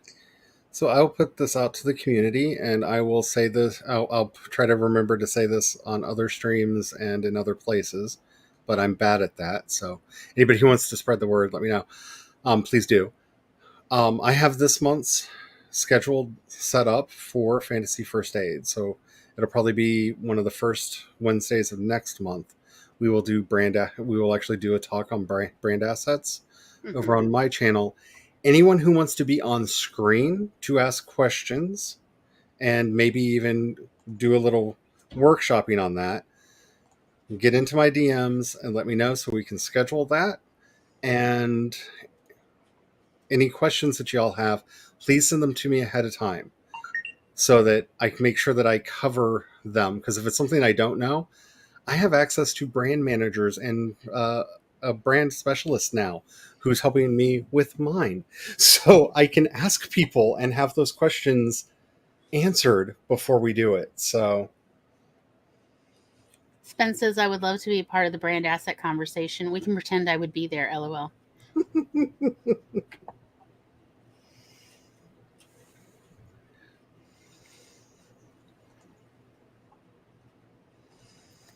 I feel like I used to have such clear vision when I was in sales, when I had various retail companies. But now that we're talking about something so much more artistic and personal, it's like, I don't know. yeah, I'm very focused on that right now because, as a lot of you probably know, over the weekend I was in a 6.5 hour branding, marketing, and monetization seminar, and everything crystallized for me in a way that it has never done before. And I actually see how my YouTube, my Twitch, my podcasts, my books, my websites are all one thing. So when I worked retail, when I had retail businesses, I had a much better understanding of the kind of customer I was wanting to market to, the kind of customer, my demographics of who I wanted to sell to, who was most likely to purchase from me. And therefore branding was pretty straightforward for me because I knew what appealed to that kind of demographic customer. But when we're talking about my personal branding, it's like, well, So, I don't want to be something I'm not because I can't maintain that anyway. just in basic, as kind of a primer to get us thinking about what questions for the bigger one, for our creative businesses, unless you are doing right to market. If you are doing right to market, that is a completely different beast, and I am not talking to you. If you are looking for traditional publishing, someone will tell you who you are, and you will either listen to them and they will probably keep you in employment somehow, or you will not listen to them and they will get rid of you no matter how good your book sells. But if you are going indie, your initial target market should literally be you.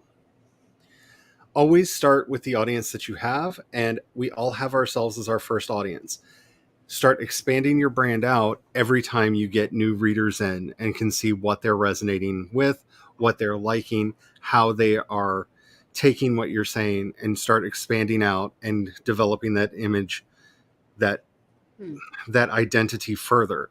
Because right now, you know that your work has one reader, and that's you, because you're writing it probably because you want to read it. It's a hole in the market that you can't find a book to read, or you would save the blood, sweat, and tears that it takes to write a story and just buy the book and read it. Well, I mean, I feel called out, but yes, you're right. You're absolutely right. I haven't found anything good to read in about a decade, and frankly, I'm ticked off about it. I feel the same way. I feel very much cheated by the universe. What happened to all the good stuff? Why did y'all fire the good editors? Damn it, damn it, damn it. That's how I feel. I'm pretty mad about it. It's been a decade of feeling miffed. Yes. So you start with you. What is it that would draw you in? What would make you buy it? When I was showing you like the cover for The Hidden, that aesthetic that I have there developed from when I first released Child of Centuries. I made book covers that reminded me of the sci-fi books that I used to pick up at the store. And I could see, as I developed an audience for that setting, which once upon a time I had an audience, I had a much larger audience for that, but I could see what they were resonating with and what they liked. And I actually rebooted the covers. I changed all the covers because I could see what they were really grooving on in there. What was it that they were liking? How did that fit into the aesthetic that I was wanting to build, to the point where when Shine came out, I had a clear idea of what I wanted that cover to be. And while I have refined it immensely over the years that book's been out, that book has had essentially the same cover since it first came out. Just as I've gotten better at realizing it, I have made progressively better versions of that cover. Mm-hmm. And I hear from the readers of that book, which are more than I thought would ever read my little weird queer fantasy about a poor vampire boy and his kitsune boyfriend. The cover is what initially got them in. Like, they saw that it rang something inside them. There was a resonance, and it brought them in. Mm-hmm. And that's the thing. They resonated to the same thing in the cover that I did. Now, how do I refine that? How do I expand that out to get the next ring of readers in, to the point where I am at now, making my sci-fi covers, which you notice are very different from my fantasy covers. Mm-hmm.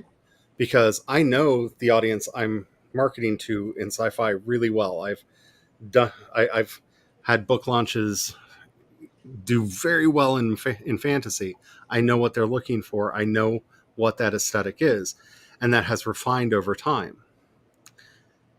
That's what we have to do, is realize everything is a journey. Perfection is the enemy. Stop looking for perfection. Good advice. Good stuff.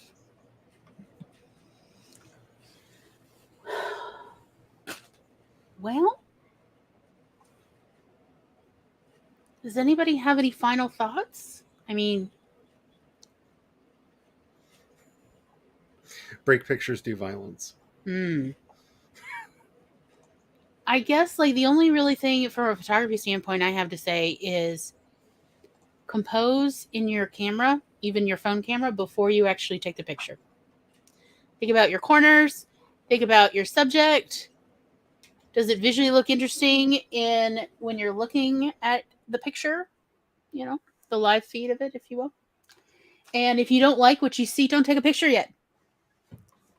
So yeah, it may take you a little bit at first when you're doing it again and again till you develop your eye, or kind of retrain your eye, really. Let's be perfectly honest. You're retraining it to take pictures of what you like to look at.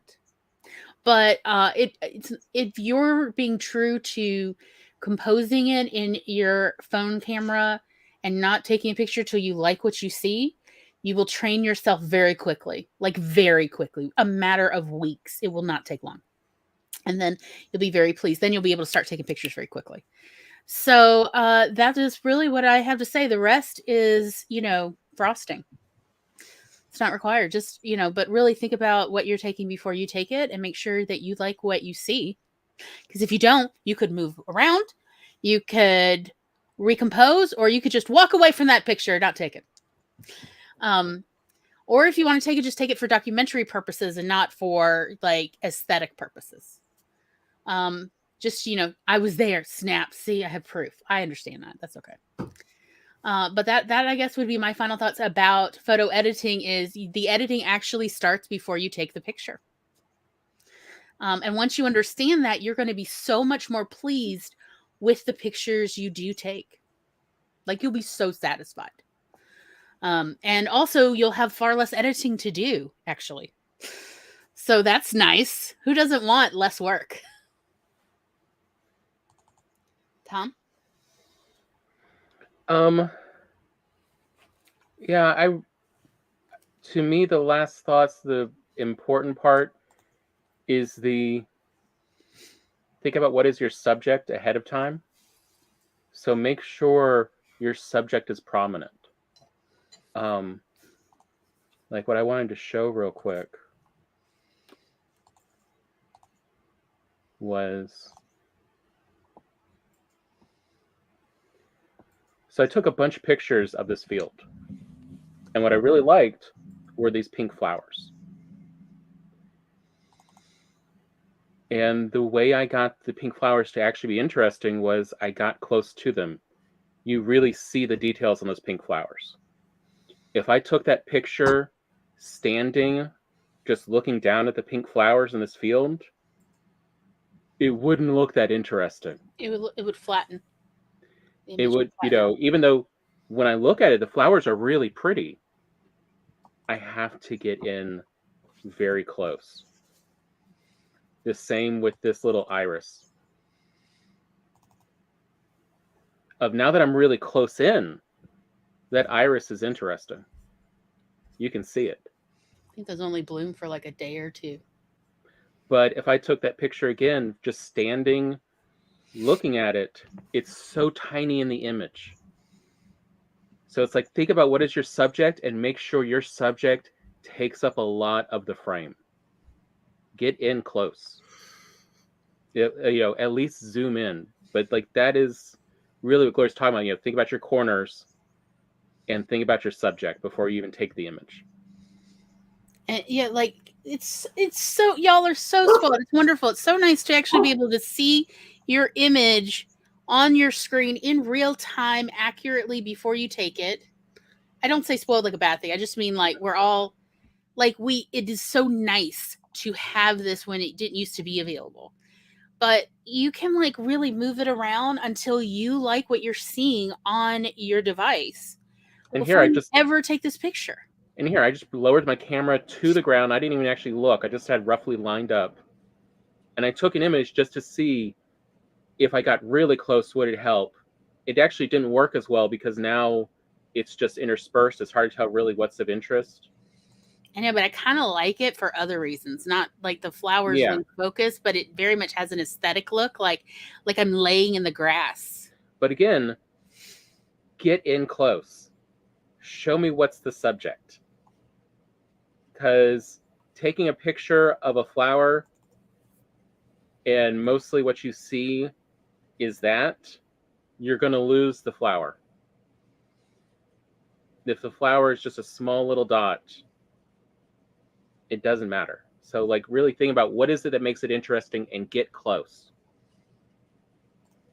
I mean, I remember in our art and photojournalist classes, both teachers were like, get closer.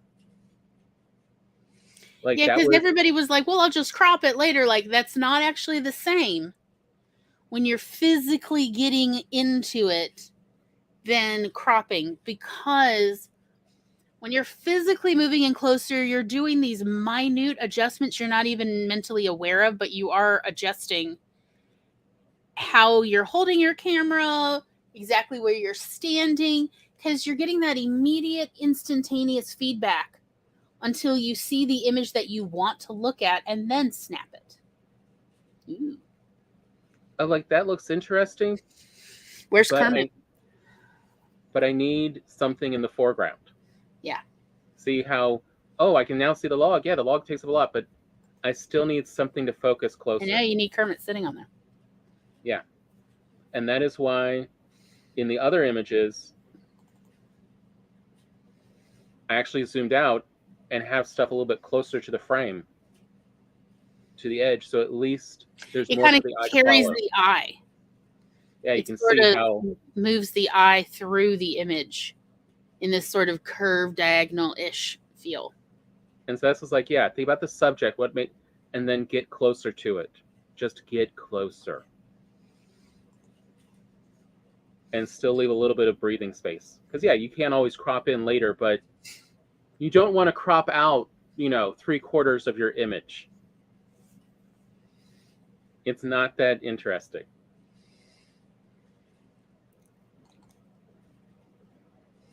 Hello, but kitty. That's interesting in part because I am so close. If that cat was only, 1/10 of the frame, it's just a cat there. But now you get personality, you're interacting with it. Mm-hmm.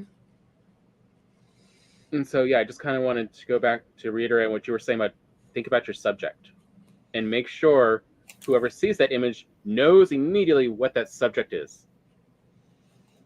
Like just seeing Charlie's book cover, there is no question that the subject of this book are the two people in the center. The women on each side are at best secondary characters. They are not directly interacting with the viewer. Yep. But those two in the center, that's who that you're meant interaction they're having. That's the subject, and so obviously there's a conflict there because they're oppositionally placed. And so do you want to find out what's going on? Because there's something going on. I think something is probably the best way to describe their relationship. Are they friends? Are they foes? Is one of these the good guy? I mean, all of this is an ecumenical matter. It's ambiguous. But yeah, that was one of the big things that really changed my photography was the make sure you've picked out a subject before you take the image. Mm-hmm. Yeah, know your intent before you snap the picture.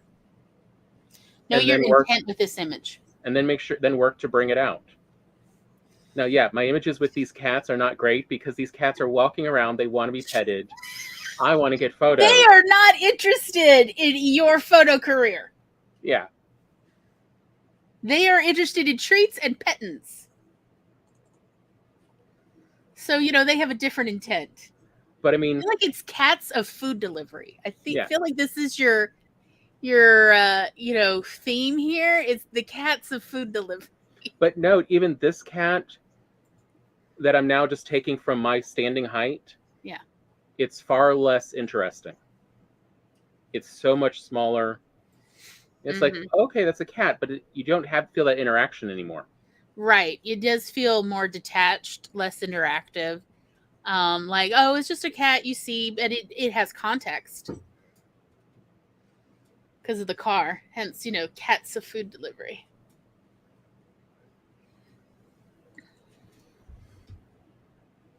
Versus even that. Oh, I love that turn back. Do you see this tail? This tail is available if you have treats. Yeah, now we have two subjects. We have both the car and the cat. Mm-hmm. But yeah, like if you just think a minute before you take the image of what's my subject, and let me make sure a lot of the frame is about that subject or subjects, as you see here, your art will really improve. It's also really fun timing with the picture because of how the rim, the tire around the tire, kind of lines up with the line of the cat and the tail. Yep. Yeah, they are echoing each other. Spence's best advice I got was to mentally charge myself $1 for every shot I take. Charlie's Lake says, so true. My cat sees a camera and bolts. Or she becomes a prettier version of the grumpy cat. Very nice. Versus this standoff. How many times, Tom? Everyone in our family takes this oppositional picture of natural things in a standoff. But yeah, I just want to show you some examples because it took me years to really understand why are some images working and some aren't. And it's because, is it obvious what the subject is? To know your intent with the image before you ever compose the image, it takes effort to train yourself to think that way.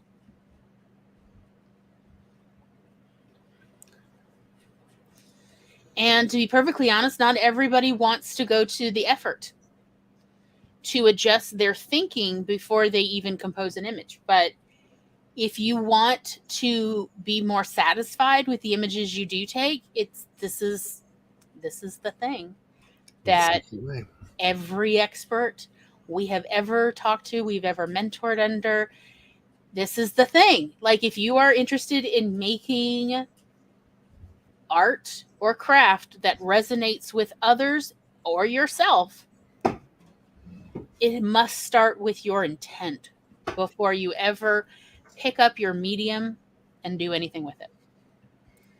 People don't want to hear that. They often want to hear like, no, you just grab that paper and pencil and you just write whatever without any intent. And it's like, I know that feels good. But if you want something that resonates with you and hopefully resonates with others, at some point you're going to have to start like thinking about what is your intent before you get started in making art or craft. Because that is where, instead of your art being hit or miss, that's where it becomes controllable. where you're like, oh, at the end of the day, I have something I'm proud of. That's where it comes from, is this thing. And no one seems to want to talk about it except in one-on-one conversations when I am talking to world-renowned artists and we're having honest conversations. Every one of them, it doesn't matter the medium. I mean, it's something I started noticing a pattern. Like y'all know, we live in South Mississippi, and I call it podunk, and it is, but a surprising number of like world-class artists come through for a variety of reasons, including it is the birthplace of rock and roll. I have the receipts to back this up. And so people want to come see the place where they first recorded rock and roll, when they first recorded these two songs that you can literally hear the rocking and rolling in the recordings. And other reasons people come through, including the Russian ballet and everything. Like, there's a lot of art happening here. And so, yeah, parties are far more casual here. And you can have real conversations with world-renowned artists. And that is the one thing, whether we're talking about ballet dancers, we're talking about musicians, talking about sculptors, photographers, painters, writers, you name it. I've talked to so many people because I love interviewing people. And the one thing I heard again and again for decades now is you have to start with intent before you ever pick up your medium. And then it really does save you so much time and effort and expense. You're so much more successful when you start with intent and then get into the business of creating your artistic expression. You're going to be so much more satisfied with what you make. Other people are going to appreciate it so much more because you started with your intent. You were clear in your own mind before you ever lifted a finger to do a thing. It's the magic, and it's the thing that, like, the newer people who want to make art, who are interested at least in the crafts of what we're doing, it's the thing they don't want to hear. And I'm like, why? Because it starts in your mind before you ever do anything, is you need to think about it.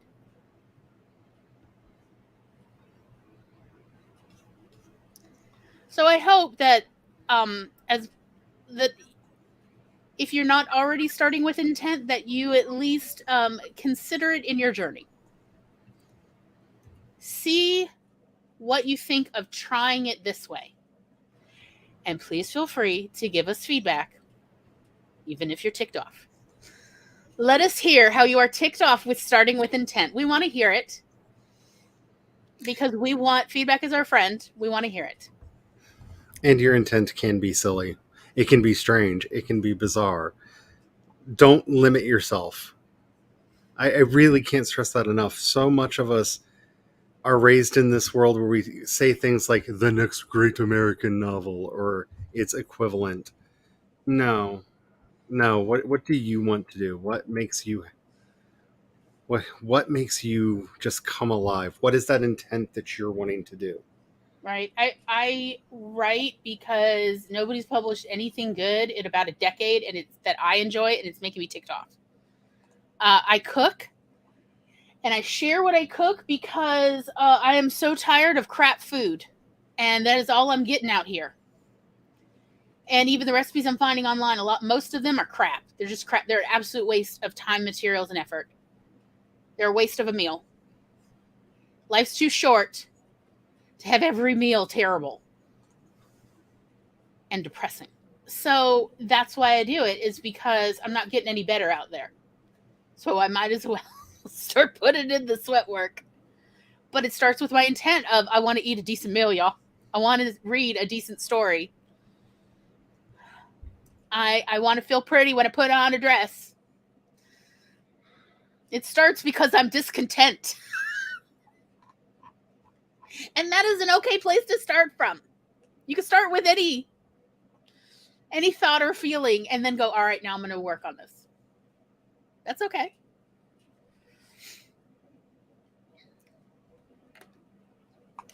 Next week, on May 16th, everybody going to share their writer favorite tools and resources. Be sure to bring your resources to share, your links, your books, software, whatever, or it's just going to be me and Tom talking. There's a question mark by Charlie's name. Mm-mm. But, like, otherwise, it's just going to be the two of us talking. Surely y'all are over that by now.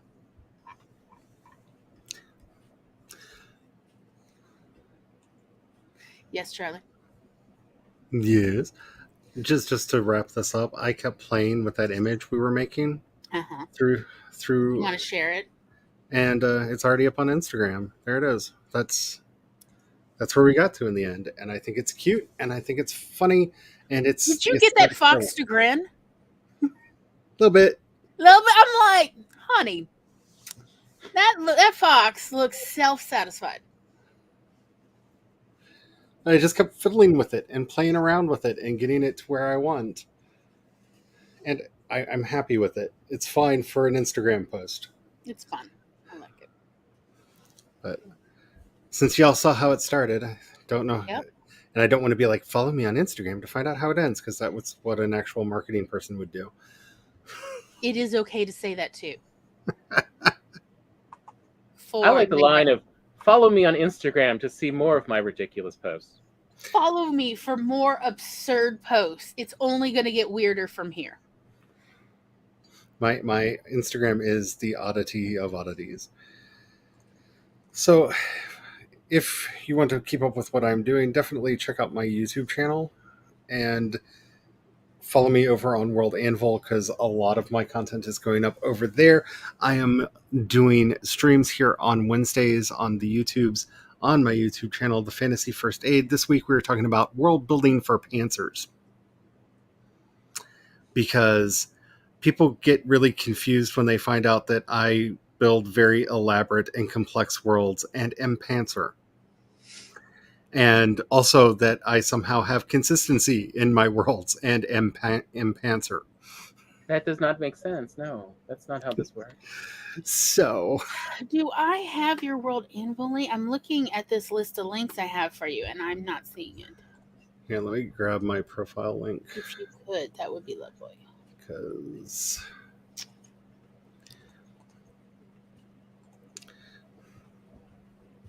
no, not the edit one. The actual one. It took me towards there we are. Your profile. I accidentally clicked edit profile. That's what I did wrong. Because yeah, I'm focusing mainly on my fantasy setting right now, the Crypts and Wyverns, and following either it or following me as a author on there. You will. If you follow me as an author over there, you will get everything that I post all over the place. And if you follow the independent worlds, you will get updates on those. I will say, treats are coming.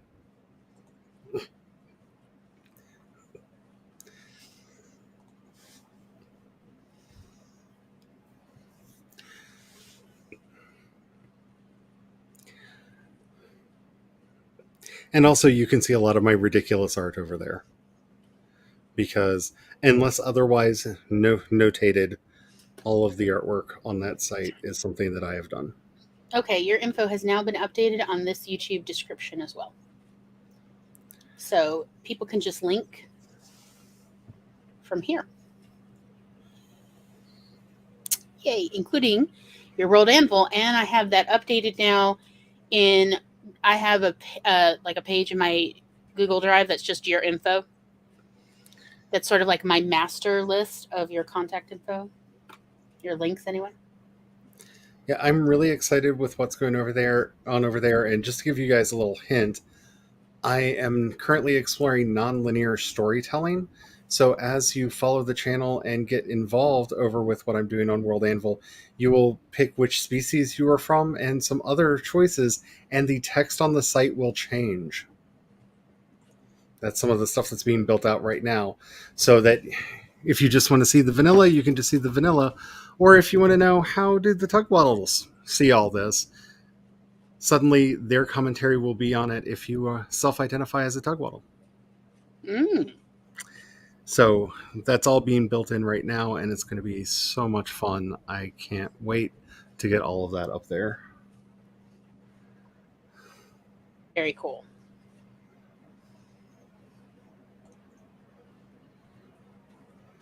Unreliable narration. It's my favorite thing.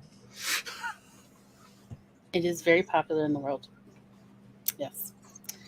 Well, with that, next week, everybody, if you'd like to bring your writer tools and resources with you to share, we'd love to have it. After the end of next week's episode, we will have a listing of everything people shared so that anybody watching later can still use the links. So that'll be cool. We hope everybody will be joining us if you can. And thank you so much for hanging out with us here. As always, if you're new to the channel, I'm Glory, and I write the blues. I write a lot of things, actually. And this is my channel. My links are down below. Tom's links are down below, and Charlie's links are down below. We stream regularly throughout the week on Twitch, and Charlie streams on YouTube and Twitch, and it's all the goodness all the time. Oh, and a reminder, especially since Tom is here and I can make sure that he has been told because I can see his beautiful face. We are not having a stream on my channel this Thursday. The Valheim stream has been postponed because I have class and Brian has a work event that goes all day for charity.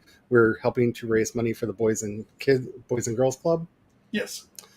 And so neither of us are going to be available, and I don't want to punish Tom by making him have to do the stream by himself. Lonesome. I feel like that is cruel and unusual punishment. Although I've already got an idea for that one. That's just going to be 2 hours of a naked Viking picking dandelions. I mean, if you really want to, we could set it up for you, but I didn't think that you would want to just do that. No, it's just more of the, I have thought about this one, though. Like, what would I do? It's like, I'm going to have a Viking pick dandelions. We'll see who survives watching this. There's the thought. There's so many dandelions. So many dandelions. So, after this show, some of us are going to retire to our Discord server, the Unicorn Council Discord server, and hang out in voice chat. And some of us will be playing games, and others will be doing whatever they do. It's sort of like study hall. You could be working, or you could be goofing off. Nobody's checking your work. If you'd like to join us, we would love to have you. We'll be meeting in the Clubhouse voice chat. If you don't have a link to the Discord server, let us know how we can send you the link, like what platform or however, and we will send you a link to it. And if you're not able to join us this week, we do it every week. We hang out on Mondays after the show in the Discord server. There will be no quiz. You do not have to watch the show to join us in the Discord server. Thank you all so much. We will see you later. Bye-bye. Bye.